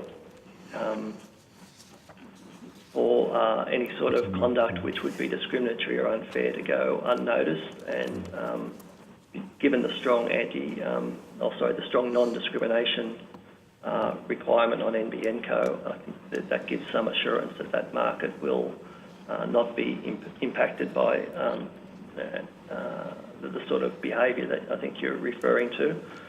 It's more difficult in the corporate space to assess whether the pricing that's happening there is fair and is not being cross-subsidised, or that it's pro-competitive and not discriminatory against some of its customers who it could start to see as competitors. And that's something that we have to work out at the moment, now that NBN is looking to enter that space. So it's very difficult to conduct that analysis without having a like-for-like market assessment of the valuation of the NBN, I would have thought. Yeah, so one way you could do the assessment, I suppose, is looking to see whether they're meeting the market at the moment, or whether they're undercutting the market by a large way. And if you went through that gate, then yes, there would be I think it's the opposite problem at the moment, but yeah. If it got to that stage, then it would. It'd be a nice problem to have. Yes, yeah. Mr. Harding, Mr. Riordan, can I just ask you a couple of questions about the kind of the future in terms of your expectations around line broadband versus mobile broadband? I mean, to the extent that we currently have free retail providers with 85% of the NBN market share, and the top 4 have 93% of the NBN market share, and they're also, mobile broadband providers. Are you concerned that with either currently or with the emergence of better mobile technology, 5G technology in time to come, that there kind of will be incentives for providers to create options that would encourage households to shift from a line broadband product to a wireless product on which presumably those RSPs would get a better return? Well, again, we would assess it through the lens of whether it's a competitive market and whether the consumers are achieving what's promised to them. So if the consumers are making an informed judgment and are moving to products that are better suited to them, then I don't think we would be concerned by that.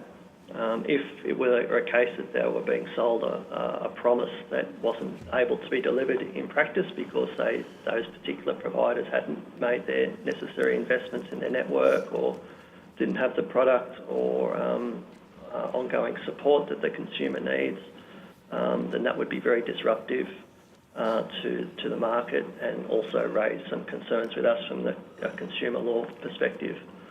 But have you had a bit of a look at, casting forward, if you've got say Telstra with a fibre to the node customer where, Telstra has to pay for the access to the NBN as the wholesale infrastructure provider at the moment, and then make its return from there. If there's going to be, if you take fibre to the node, there's going to be a kind of an equivalent service that Telstra can deliver through a mobile broadband, then it's conceivable that they would have an interest in pushing people from a line broadband service to a wireless broadband service. Now, while that might be neither here nor there from the consumer's point of view, it's obviously going to have a very, very significant impact on the sort of the viability and the business plan of NBN Co.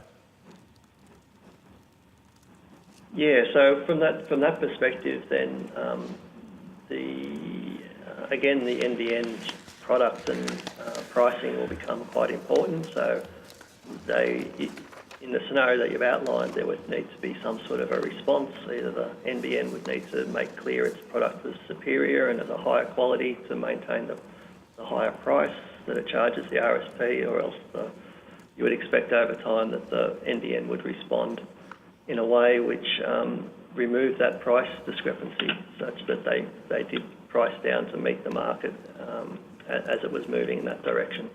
Yeah, but assuming that the quality is the case of the quality can't really be made. I mean, part of the difficulty is that the interface, the consumer interface is between the RSPs and the customer.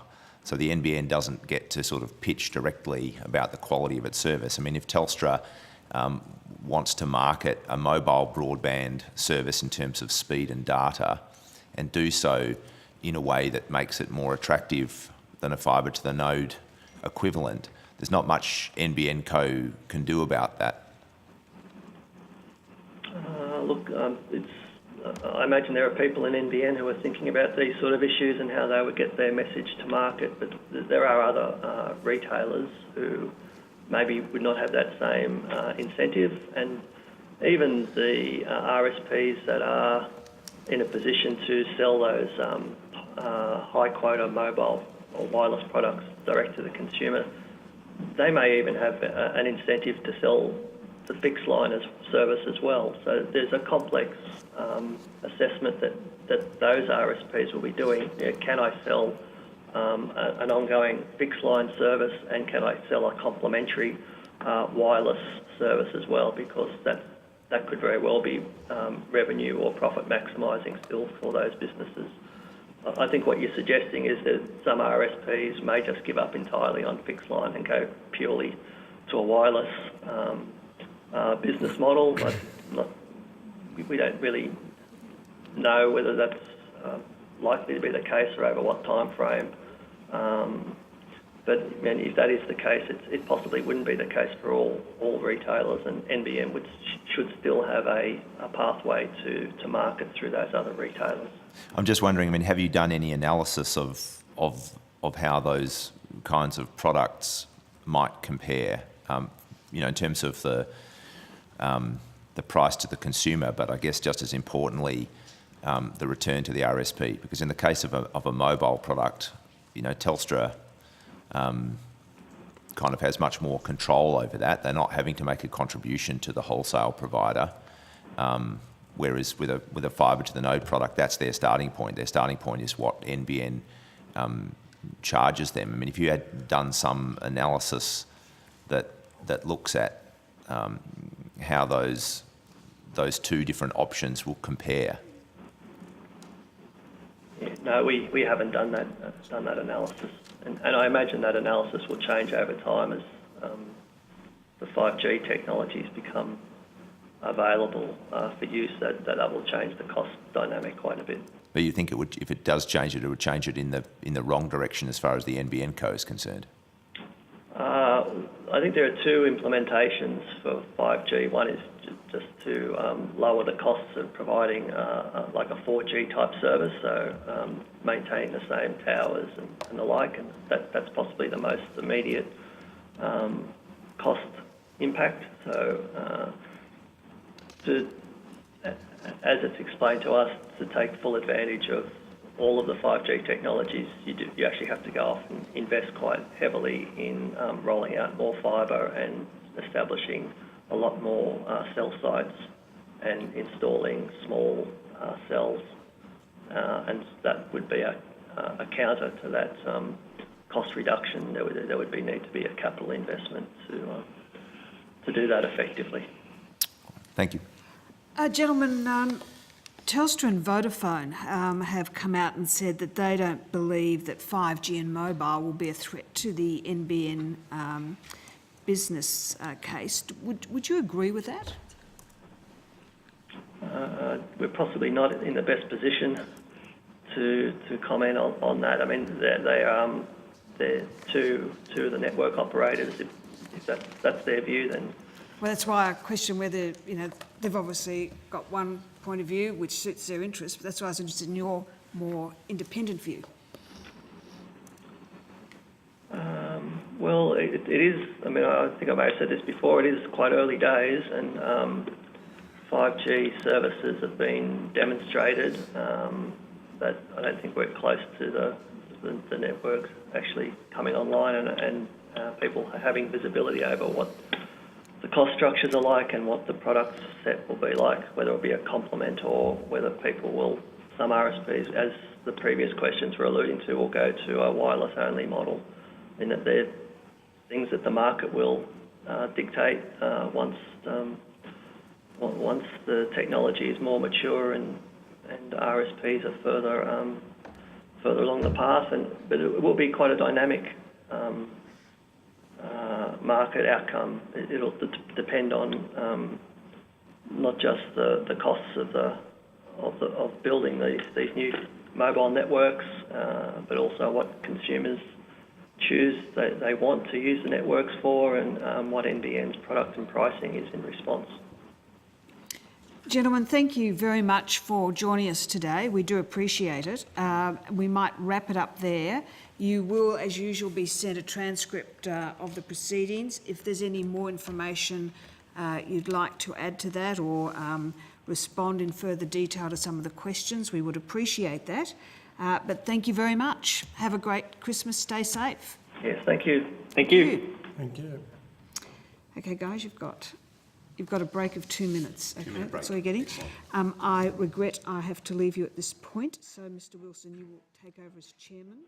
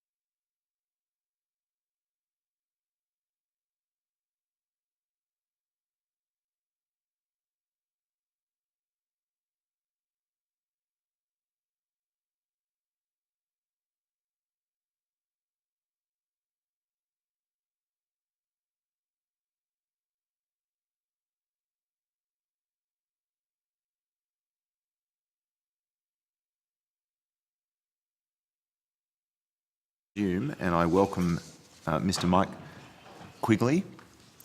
Information on parliamentary privilege and the protection of witnesses and evidence has been provided to you. For the Hansard record, could you please state your name and the capacity in which you appear? My name's Michael Patrick Quigley, and I'm in fact retired, but was the previous CEO, actually previous before last, the first CEO of NBN Co. Well, you're welcome here today. Now, I understand you haven't lodged a written submission to the committee as part of this inquiry, but you do have an opening statement that you'd like to make. Yes, if I could go through, of course, some points. Yep. Questions after that. Okay, so Chair and members of the committee, thank you for the invitation to attend today's public hearing. Having led the NBN Co for its first 4 years, I fervently wish to see NBN Co succeed in building an asset of long-term value for all Australians.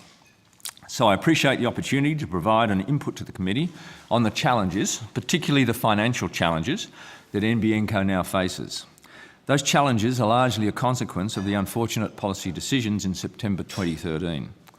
But first I'd like to remind us all that since July 2009, the employees of NBN Co have done a remarkable job.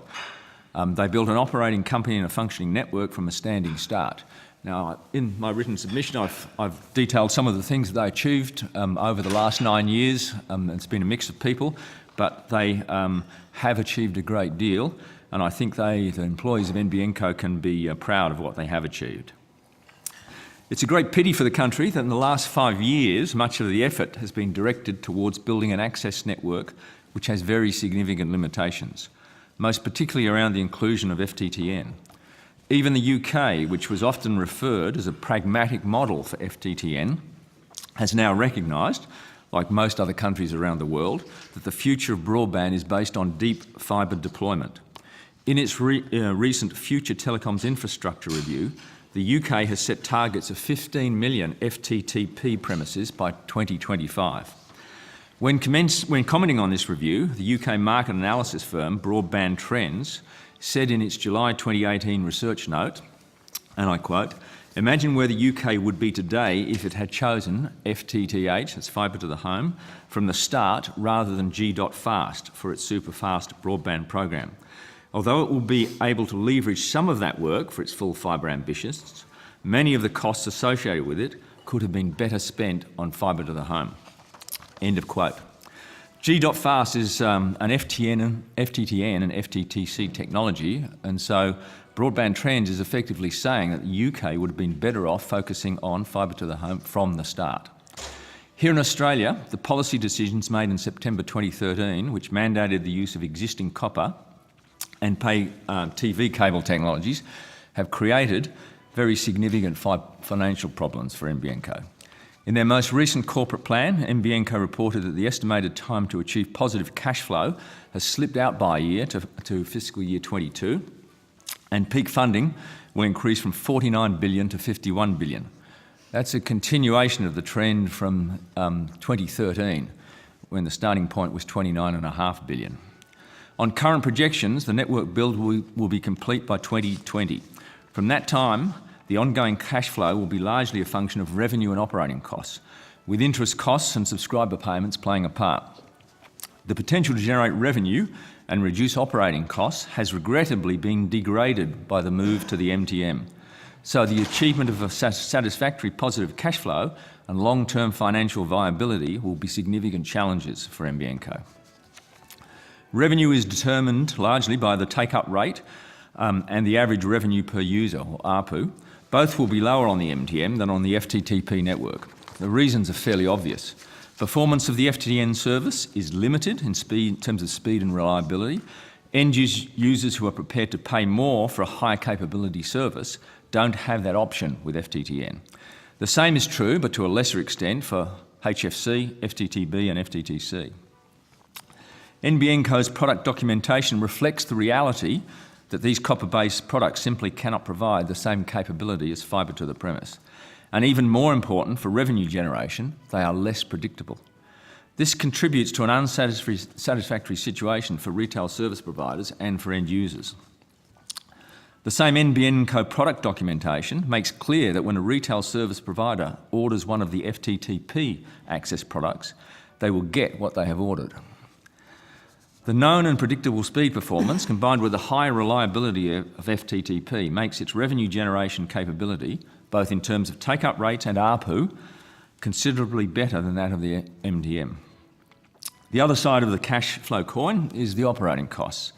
It is usually a telco's OPEX, not its CAPEX, that determines its ongoing cash flow performance. Every operating telco in the world is constantly striving to reduce operating costs by simplifying its product set and associated processes. However, managing multiple technologies, FTTP, FTTN, FTTC, FTTB and HFC, rather than just FTTP, increases the complexity and costs of the IT systems, the maintenance cost, the spares holding costs, the training costs and the overhead costs. The renegotiated Telstra deal has also increased NBN Co's costs. Responsibility to make Telstra's pit and duct infrastructure fit for purpose has been transferred with the MTM to NBN Co. Little wonder that the CEO of Telstra said the renegotiated deal was undoubtedly better for Telstra shareholders.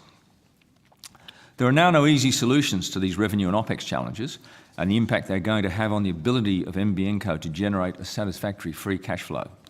The NBN Co senior management, the board and the shareholder cannot recover the cash already spent on the MTM implementation. Contrary to conventional wisdom, the latest Australian Bureau of Statistics data shows that as at June 2018, fixed networks represent 96.8% of data downloaded, with 3.2% being on mobile networks.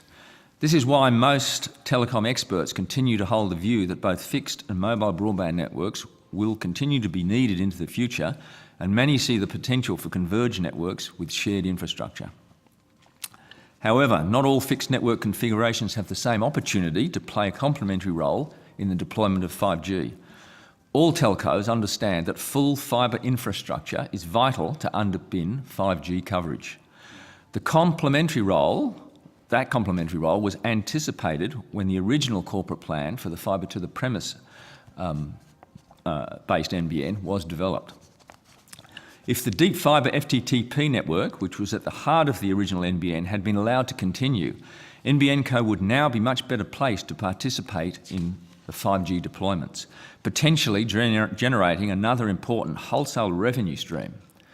With the MTM using the old copper infrastructure, this revenue opportunity has evaporated.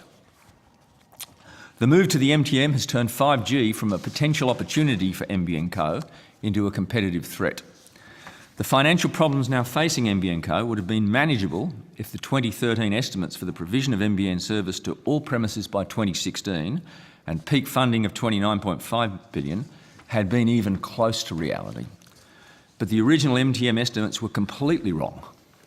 The $29.5 billion is currently $51 billion, and the delivery of NBN services to every premise is now projected to be 2020, not 2016 as originally promised. Given these massive increases in MTM costs and blowouts in timing, it was presumably inevitable, but still unconscionable, that inaccurate claims will be made regarding the costs and timing of the FTT NBN. The original estimate of the peak funding costs of the FTT-based NBN was $43 billion, and the final estimate, made in September 2013, just before the change of government, was $45 billion. The bill was projected to be complete by the end of 2021. We regularly hear that the original FTT NBN would have needed $30 billion more and would have taken 6 to 8 years longer than the NTM. That claim is asserting that the original NBN would have required peak funding of $80 billion and would have been completed in 2027. However, Mr Morrow confirmed in a Senate estimate hearing in October 2015 that this estimate was not for the continuation of the original FTTP plan, but rather for a restart of FTTP after 2 years of investments in, commitments to and delays with the MTM. No reasonable person can accept this as a credible scenario. Nevertheless, this sleight of hand is still used to distract attention away from any criticisms of the MTM costs and timing increases. In a further attempt to discredit the former FTTP deployment, the cost per premise is still quoted by NBN Co to be $4,400, and they project that this will be the cost at the end of the bill period. In other words, they have assumed no reduction in FTTP cost per premise for the life of the build, despite a raft of new, cheaper FTTP technology becoming available. In its September 2013 estimate of $45 billion in peak funding, the management of NBN Co, of which I was a part, assumed a reduction of 25 to 30% in the per-premise costs of FTTP over the life of the project. Subsequent data has shown that we were rather conservative in that estimate. Chorus in New Zealand achieved a reduction of 44% in their FTTP costs in the 3 years from FY14 to 16. Many overseas telcos have reported similar percentage decreases in FTTP costs. But yet, in its estimates, the current management of NBN Co assumes no FTTP cost reductions would be achievable from 2013 to 2020. Overseas experience shows the claims regarding the FTTP costs and timing have no credibility. It's taken several years for a clearer picture to emerge, but we now know the decision to change to the MTM was thoroughly flawed, and the network performance and NBN Co's financials demonstrate this. The MTM is a network that costs more and, regrettably, does less. The technical and business logic behind the decision taken in 2013 is, to say the least, puzzling. That decision will end up costing the Australian taxpayer many billions of dollars. Billions of dollars in lost revenue, in higher CapEx and OpEx costs, and in the inevitable upgrade to a deep fibre network to meet Australia's long-term broadband needs. Looking to the future, it will be a task of government working with NBN Co to make the best possible decisions in the public interest. It will require an honest appraisal of the issues, careful analysis, consultation and a degree of patience to find the best path forward. Thanks for your time, and I'd welcome any questions. Thank you, Mr Quigley. I will start with just a couple of questions and then go to other members of the committee. Looking forward, and as someone who's obviously got an enormous amount of involvement and expertise in this space, what are, in your view, the key risks and benefits of the government continuing with the present intention to sell the NBN Co, as compared to the risks and benefits of essentially realising that that's not really viable and keeping NBN Co in public ownership?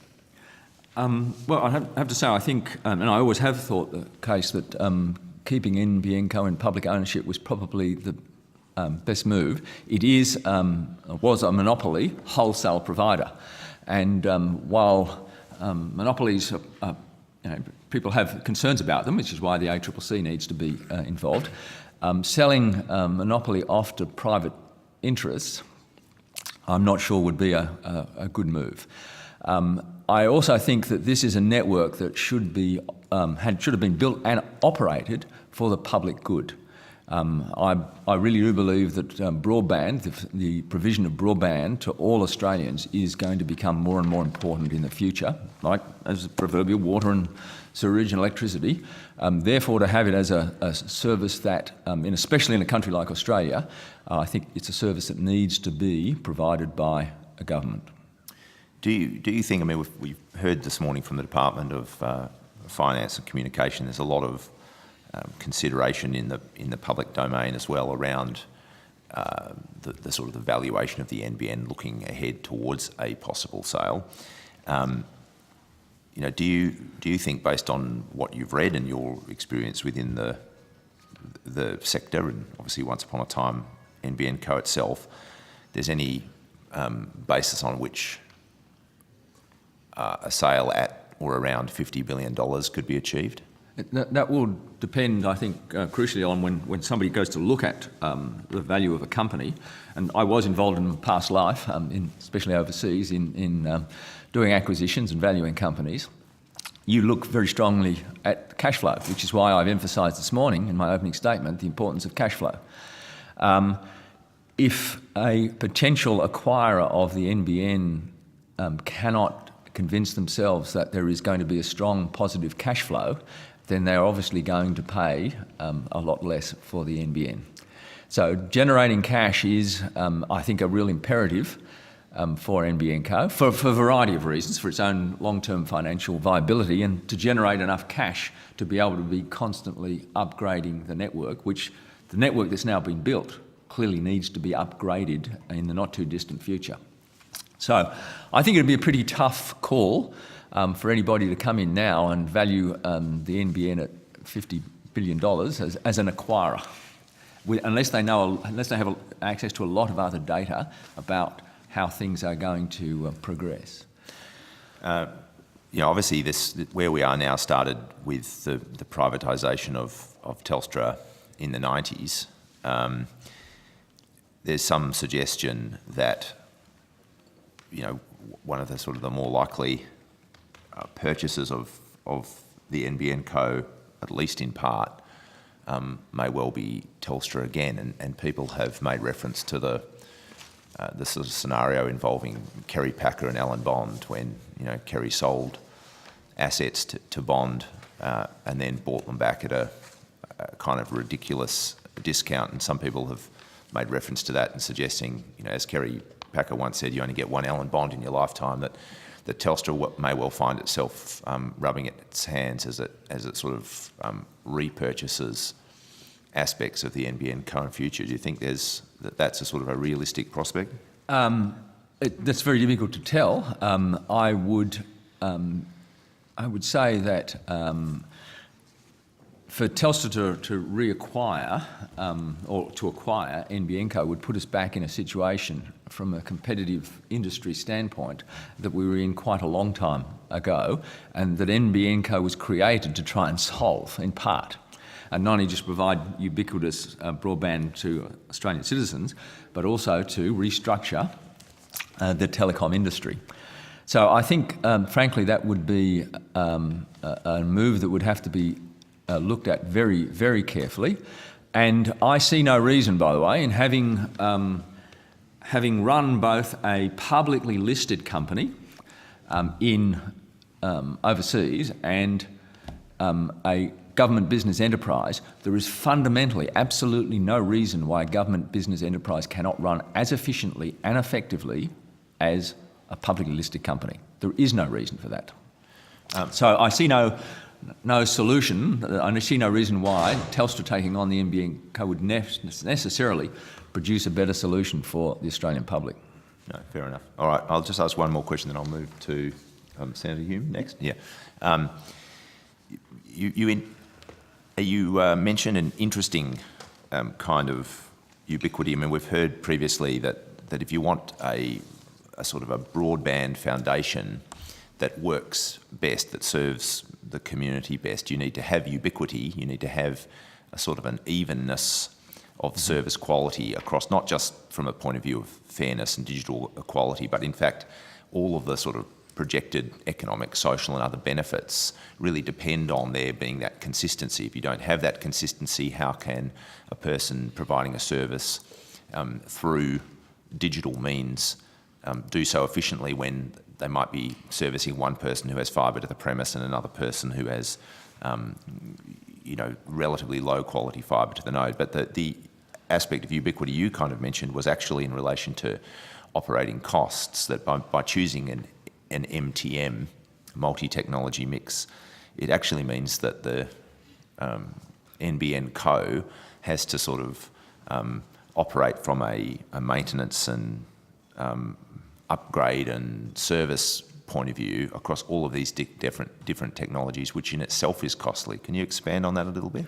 Yes, it is something that I certainly learned in close to 40 years in the telco industry, that telcos are always trying to simplify their product base.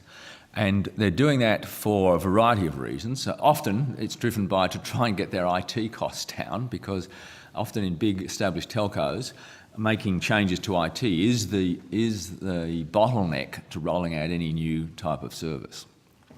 So when you use multiple technologies, you put up costs right across the company. You put up costs in IT, you put up costs in maintenance, spares, holding, you name it. But you also make it a little more complex for people as a wholesaler. It make more complex for people who coming on to retail products, because now they're dealing with different types of products, particularly when those products, the performance of which is a little unpredictable. And that is the case on the old copper technologies. FTTN, you'll see that in the product documentation I mentioned. If you go to order a service that's, for example, 50 megs, what you'll get committed to is a range. Even for 100 megs, what you get is a range. So it really does, having a variety of products rather than one uniform product that's frankly completely future-proof in the sense that it's got almost unlimited capacity and unlimited speeds available to it in the future. You don't have that situation, so the retailers are constantly having to juggle with which area's got what and what can I sell. That puts everybody's costs up. Okay, thank you. Senator Hume. Thank you, Chair. Can I ask first about if average speeds on fibre to the node is around 65 megabits per second, isn't that a good service for people that are on ADSL? Compared to ADSL2? Yes. Yes, certainly. It's a much better service than you can get on ADSL2. Yes. So if that's the case, is it your contention then that those people should have waited longer for a fibre to the premise network, even though they had extraordinarily poor services?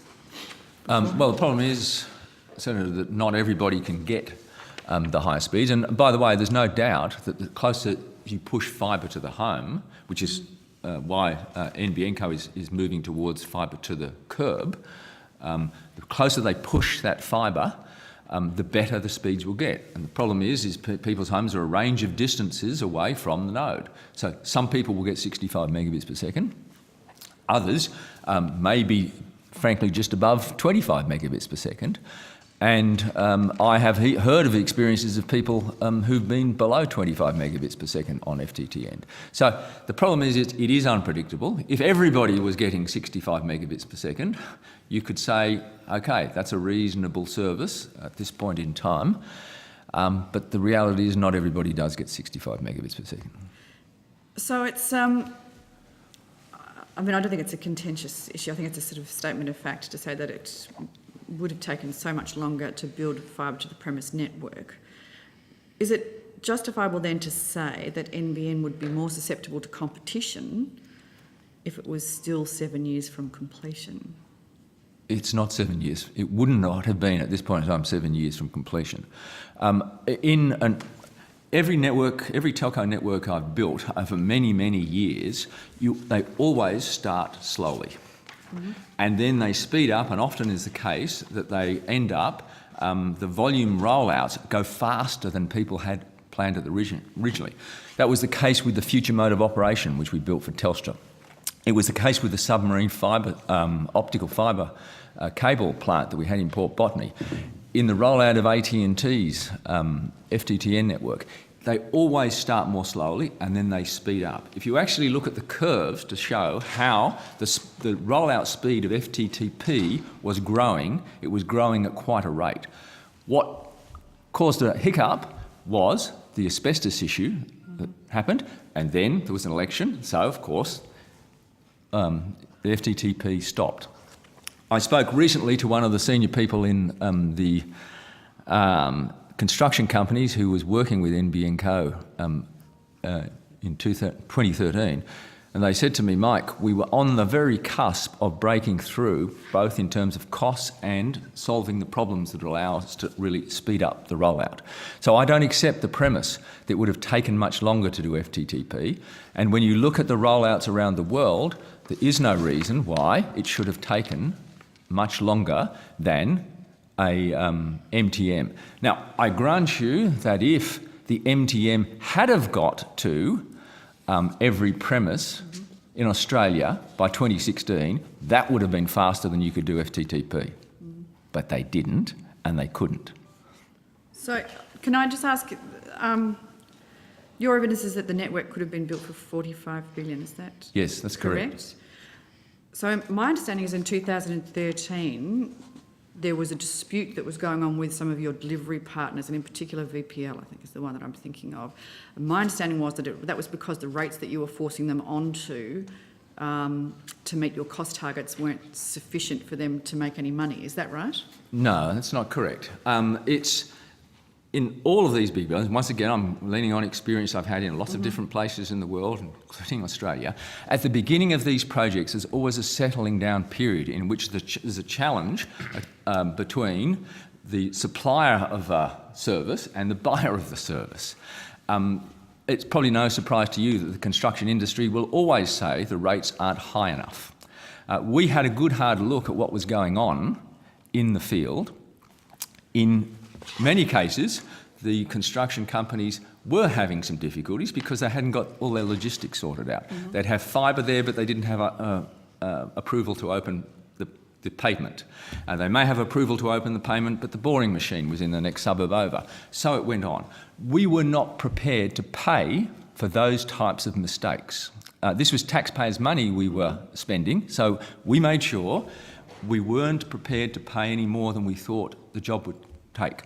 Now, it's true that just before the change of government, we had decided to move those costs up a little bit for the construction companies, but they also needed to come to the party as well, which many of them were willing to do. Mm-hmm. So there is a settling in period in which rates do in fact get stabilised. And this isn't theoretical. This is exactly what Chorus has done in New Zealand. This is exactly what Verizon did in the US. Every country in the world has got their costs of fibre to the premise down substantially. In Chorus, they got it down by 44% in 3 years. In Verizon, I think it was 38% in about the same 3 years. So it's a natural evolution of these big construction projects, especially ones in which you're doing the same thing over and over again. This isn't a bridge, a one-off bridge, or a one-off metro. It is a kind of a factory, or a distributed factory, where you're doing the same thing all over Australia, repeated times. You have a great opportunity to learn. So can I just ask, you still contend that you would have completed a full fibre to the premise build by 2021, even though in 2013 there were blowouts in timing and the build had ground to a halt in a number of states? No, the build had only ground to a halt because of the asbestos issue that we had. So we had no choice but to stop though. But do you still contend that fibre to the premise would have been rolled out by 2021? Yes, I do. And by the way, when we did that last corporate plan, which was submitted as a draft to the government, but wasn't because the government changed, it wasn't accepted. We re-estimated everything. The $45 billion in peak funding costs was our estimate, as was the completion by the end of 2021. So the urgency of the mission and a combination, and you've said before that you're very conscious of the fact that it was taxpayer dollars, surely then you would agree that a ubiquitous broadband being rolled out sooner and more cost effectively across the entire country is a good thing for end users? Not if what you're left with is... Now, by the way, I agree, that's a good argument to make, and I have to say it was a debatable question when that, if you're talking about the MTM, ubiquitous broadband network, when it was going to be finished, when it was going to reach every subscriber by 2016, and it was going to cost $29.5 billion in peak funding. But it's $51 billion in peak funding, and it's not going to be finished till 2020 if everything goes well. All right, we might go to Senator Giorgio. I'll come back across this side, and then I'll come to Dr. Gillespie. So, thank you, Senator Chair. Giorgio. Thank you, Chair. Has your experience with NBN Co made you believe that major infrastructure projects like this one and others that you've probably worked on, generally are serious risky because they have a tendency to become political? Yeah. I have to say, I think sometimes that point is overemphasised a little bit. Running, I ran Alcatel's North American business for quite some years, and then was the COO of Alcatel worldwide. And I can tell you, in that job, in a publicly listed company, there are enormous pressures that come from all over the place, in quarterly earnings calls, in having to go out and do roadshows. So you have those things in a publicly listed company, which are a constant pressure and distraction on management.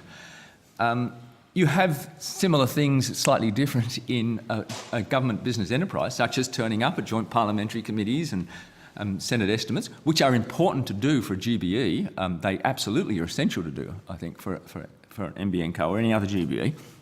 So is it political? Yes, I'd say the thing that I didn't expect with NBN Co was the amount of media attention that it got initially. And some of the statements that were made in the media, frankly, were just simply silly.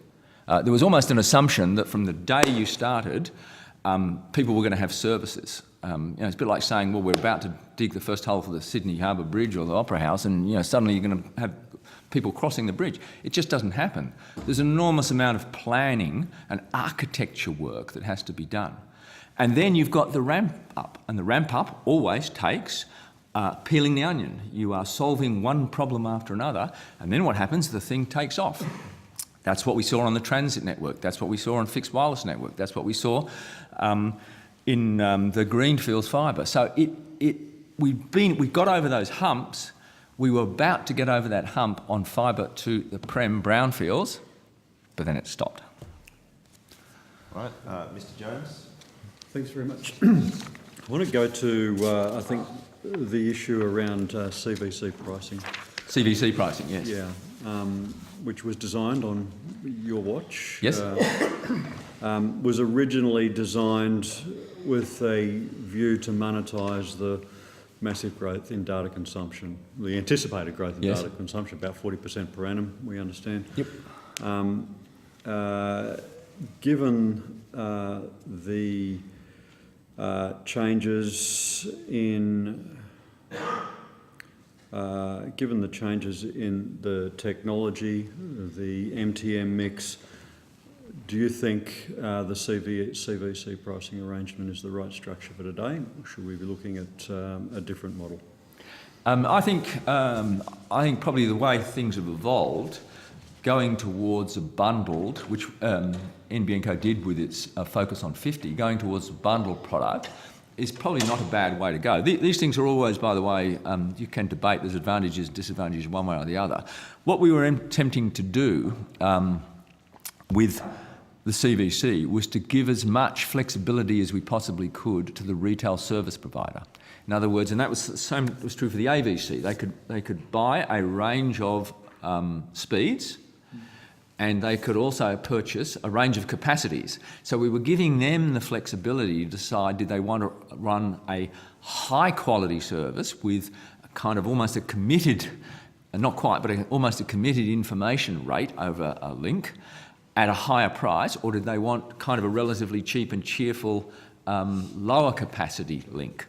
That was the intention that we were trying to get at. The other thing we tried to do was to pitch the wholesale prices of both the AVC and CVC so that the 25.5 product from NBN Co would be competitive at a retail level with ADSL 2+, but obviously far better performing.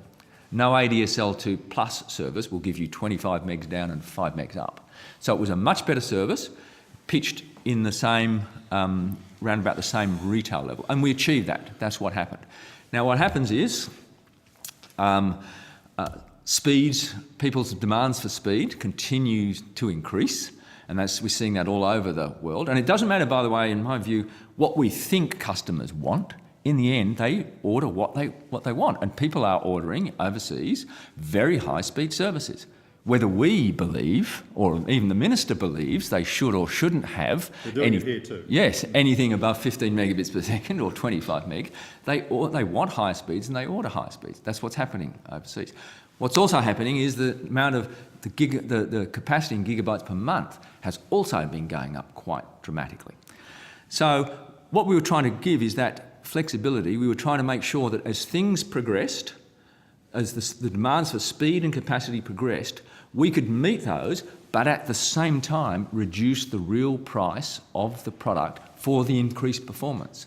We didn't assume that we could supply somebody with a 1 gigabit per second service at the same price as they get a 12 megabit per service. We would expect them to pay more for that, but there was sometimes an expectation assumed that the speeds and capacities would be never-ending increasing and prices should always go down.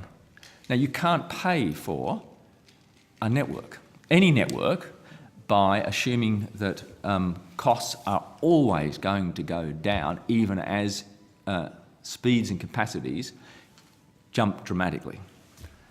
And I think that's a fundamental issue that's got to be dealt with. The expectation that that prices in for telecommunications has to always go down, because that's what we've seen with ADSL2 when we're building on a kind of a paid off and written down copper network. It's impossible to build a new network without getting, if you want to get a return on it, without having a sensible pricing structure. It's topical, Mr Quigley. Telstra are calling for a $20 cut in wholesale prices. Other RSPs have made similar noises, both publicly and not so publicly. You might say they would, wouldn't they? Oh, well, yes. Do you have a view on price cuts of this magnitude?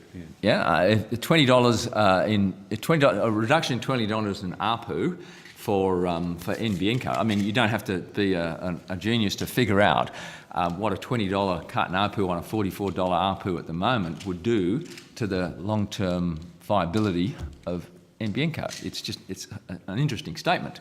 By the way, I should say that back in 2011 or so, the same complaints were made when we introduced the AVC and CVC pricing at that point. And in fact, the $20 per megabit per month for the CVC pricing that we had at that time, Telstra were complaining about, but they had an almost identical product that they sold for wholesale ADSL called AGVC, and for almost exactly the same capacity, they were charging and made a submission to the ACCC for about twice that amount. I think that they were after like $55.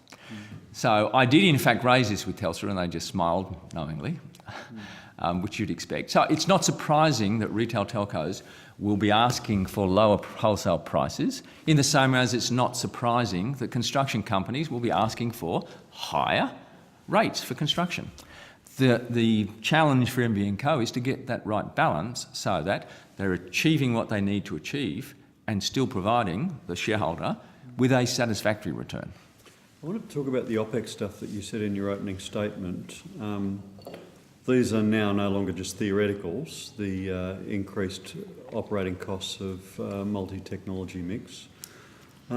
Has anyone or has anybody been able to cost the differential? The additional cost that is going to be borne by the NBN through OPEX, through the multi-technology mix? No, I think that's quite difficult. It's very difficult for anybody external to the company to try and do that at this point in time. I think such an exercise could be done. I think in a qualitative sense, there are, I've seen no commentary written by any analysts or by any telcos that would imply that the operating costs of a full fibre network is anything but lower than a copper or a HFC network. Now, the reasons for that are, as I said, are pretty clear. To give you a quantitative account of it now would be very difficult to do. But I expect, by the way, the MTM would have had a substantial impact on the IT costs of NBN Co. Each time you bring in a new technology, you have got to do a lot of work on the IT systems. And maintenance. To this point, the original NBN business case assumed a cross-subsidy between the loss-making and the non-loss-making area, so you would make substantial profits out of your fixed-line business, which enabled you to cross-subsidise both more remote fixed-line services, your wireless, your satellite services.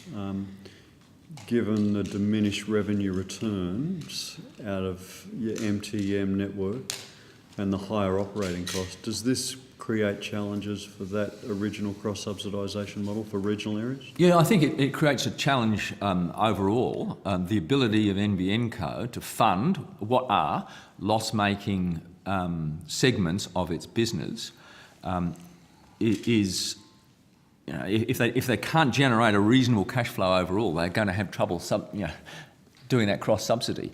By the way, that cross-subsidy, I think, was the most efficient way to do that. I mean, to hive off the satellite and the fixed wireless and somehow subsidise that a separate way, you lose the flexibility you got with the boundaries. And I think it also makes good sense to have a group of professionals who running a telco business to manage that cross-subsidy inherently in the business model of NBN Co. But I want to be absolutely clear, anybody who talks about selling off the fixed wireless and selling off the satellite business, to privatise that bit of it, they're kidding themselves. The only way that could be done, the only way that somebody would buy that is if there was a guaranteed government subsidy that goes along with it. And I suspect whoever bought it, they'd be focused on the guaranteed government subsidy and how to maximise that, more so on the inherent business itself, except to try and get the cost down. And the converse is also the case. Yes. If you privatise the fixed line network, you are the taxpayer loses a revenue stream to subsidise. Exactly that. Also, if I can just make one other comment about talking about returns, when I was giving public addresses about the NBN Co, I often had people say to me, "Why are you doing this? Are you getting a commercial return?" The answer was, "Well, no, we're not getting a commercial return. So why are you doing it? Why would a government do this?" And my answer was, because you can't get a commercial return. And that is the reality. This network was being built not for a commercial return, but so that we would have a ubiquitous, broadband, high-capacity, future-proof network. Thanks, Dr. Gillespie. Yeah, thanks, Mr. Quigley. Look, I've followed this closely, both as a constituent before I was in Parliament, eagerly awaiting the rollout of improved broadband. But I apologise, I had to take an urgent call. I ducked out, so I might have missed something. But look, I was really pleased that you complimented the NBN that's kicked a lot of goals at the start and subsequent to you being involved in it. But I'm just querying something that Senator Hume mentioned. Was there asbestos problems in all three states where things had ground to a halt with your delivery partners, or was it just in a couple of the Telstra pits? My recollection was that there were asbestos issues in at least quite a number of states.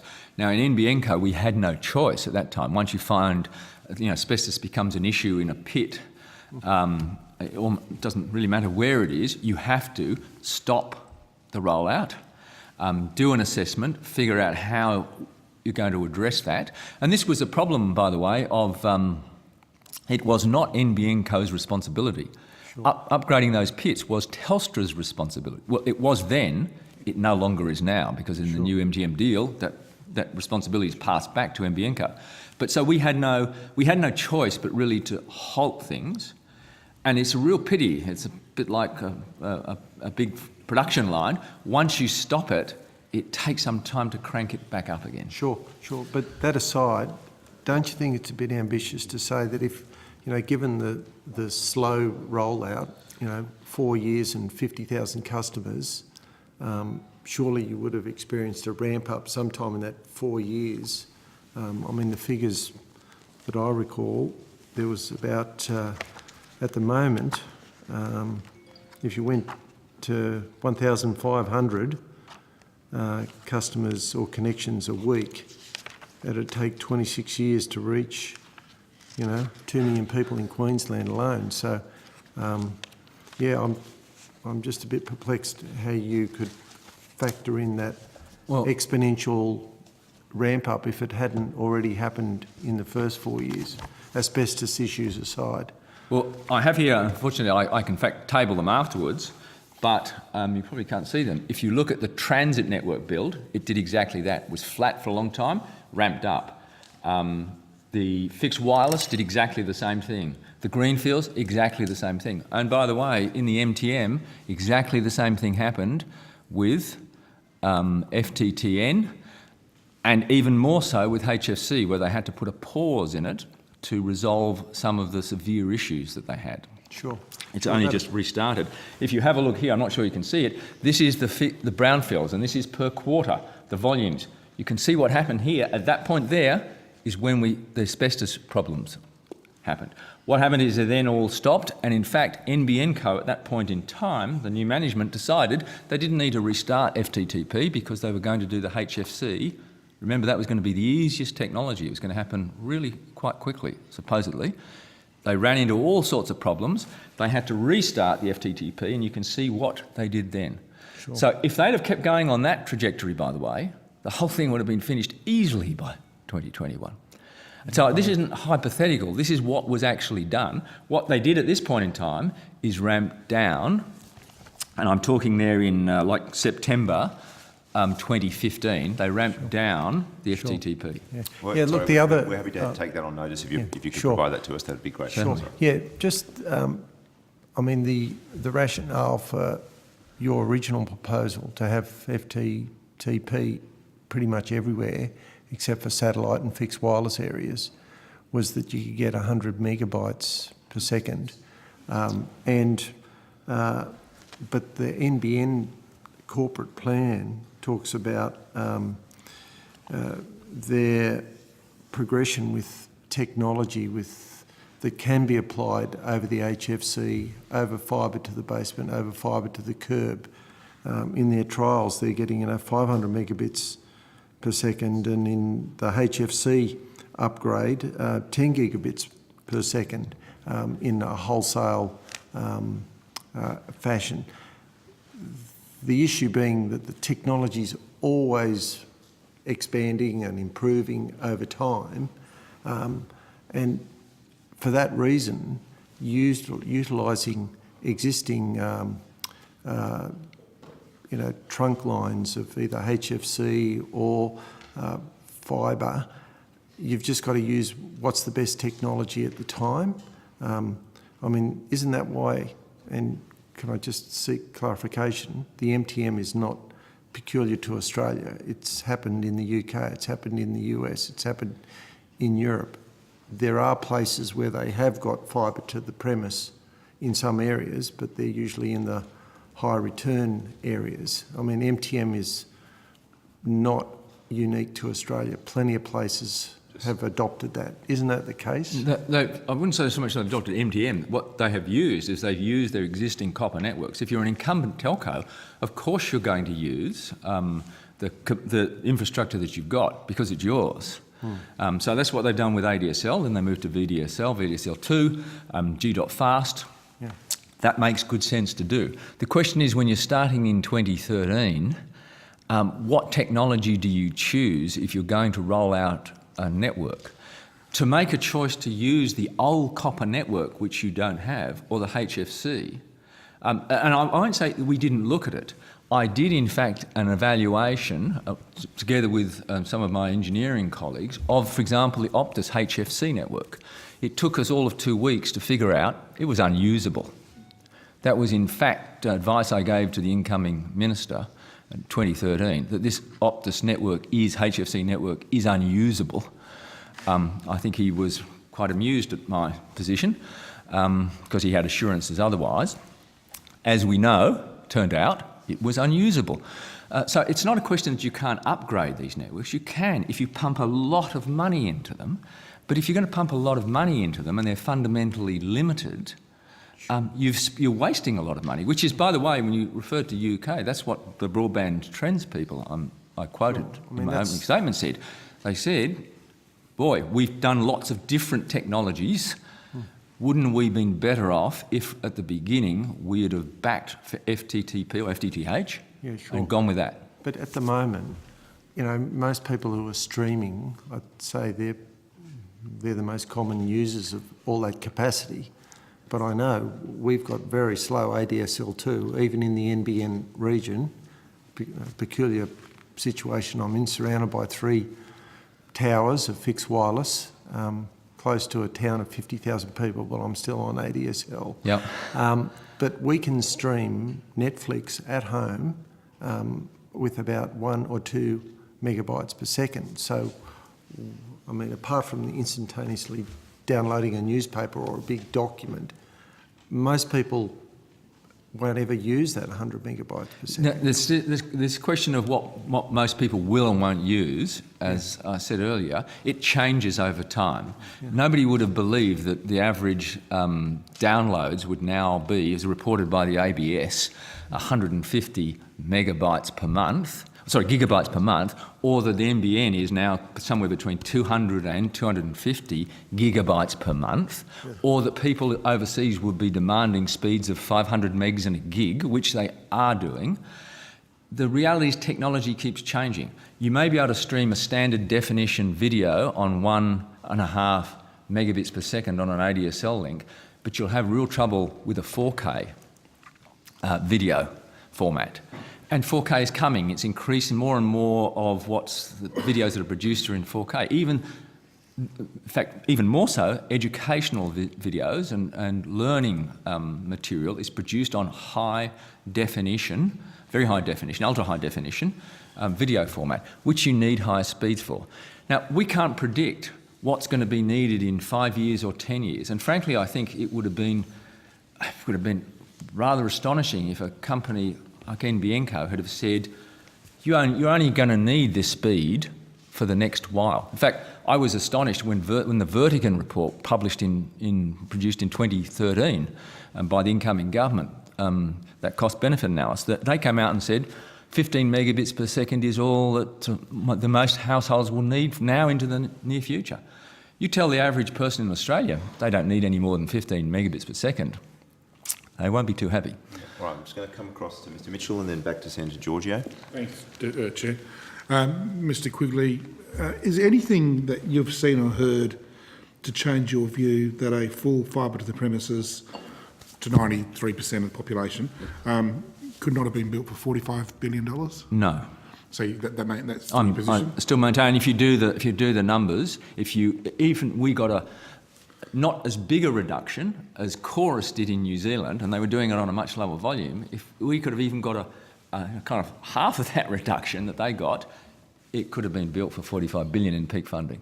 Thank you. Well, that brings me to my next question. In a recent hearing of Senate estimates, NBN Chair Mr Kwiatkowski, I believe, Ziggy, announced he would generate figures where the market value of the NBN was $50 billion by the early 2020s.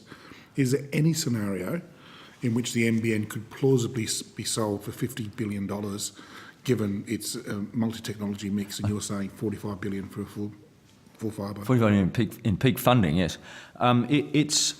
Frankly, I think it's probably premature to speculate on what NBN could be sold for, and that will depend on a huge number of factors, including what the competitive situation looks like. Now, I'd say the value of NBN has been limited by the move to MTM because it's not a full fibre network. As I mentioned before, one thing that's going to be very important is the build-out of 5G mobile networks. And if I can also say, let's be under no illusion, both fixed and mobile networks are going to be used. We'll need both of them in the future. You ask any telco how they would feel about the 200 to 250 gigabytes per month that's on the fixed line networks coming across onto the mobile networks, and they'd probably faint because it would cost a fortune to do that over wireless technologies. I accept the inherent speculative nature of the question, but given a full fibre network could have been built for $45 billion, is it in any way plausible to think that a network with much more limited technology, offering more limited speed and everything else, could be plausibly sold for $5 billion more? It's potentially possible, in theory, that a network that could be sold for higher value than the assets that it's been used, the funding that's been used to build it, because of a unique position it might be in, because it might be in a monopoly position. There are cases in which people create companies, they put in a certain amount of cash, and they sell it for much more than it's been put in. Can I put it to you this way, perhaps, given your experience in the sector, and given everything you've been exposed to, and there's been evidence, or not evidence, but there's been reports of the various industry bodies doing their own analysis of what the NBN code may be worth. Do you see a scenario where it's plausible that it can be sold for that, given everything that's that's known. At this point in time, and knowing the status of the MTM and the limitations that it's got, I think that would be a challenge. All right, thank you. Senator Giorgio. Thank you, Chair. I've got an electrical and data background, and I think basically what you're saying, I totally agree with what you're saying today and what you've written in the submission. I think you've hit the nail on the head. But what I would like to know, since Mr. Murrow is leaving, would you be interested in coming back to NBN and fixing the mess? Actually, I think Mr. Morrow's left and Mr. Rue is now the CEO. Take that as a comment. Yeah. Mr. Quigley, the one final question, I guess, fibre to the node using copper will represent half of the fixed line network.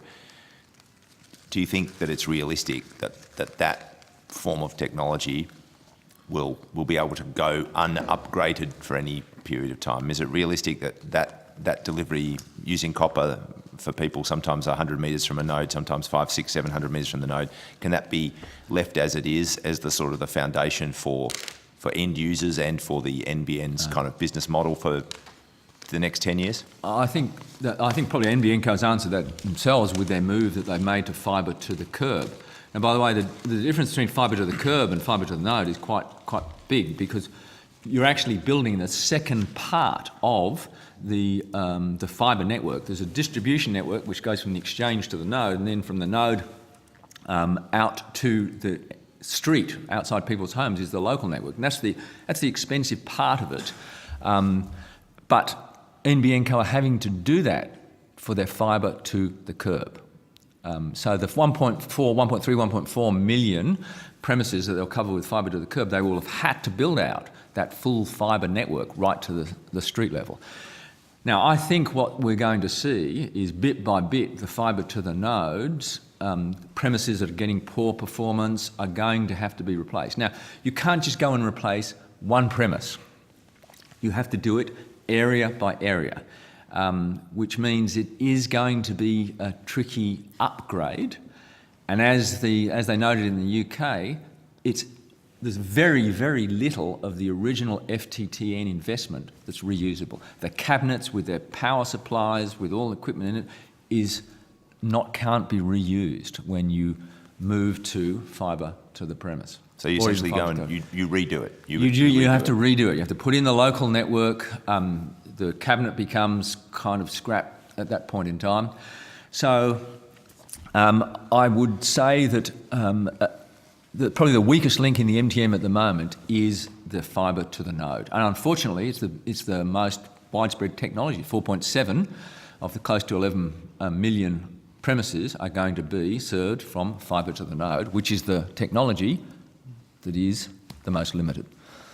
Okay, thank you. It's a depressing note because I know in Western Australia we're getting half as much, again, fibre to the node as anyone else, so I'm depressed even more now. But thank you for your time and your expertise today, Mr Quigley. That concludes today's hearing. I thank witnesses for appearing and giving evidence today, and committee members for being here on a Friday morning at the end of a long year. Wish everyone a restful and restorative summer break. Thank you. Thanks to the Secretary and all the staff. Thank you.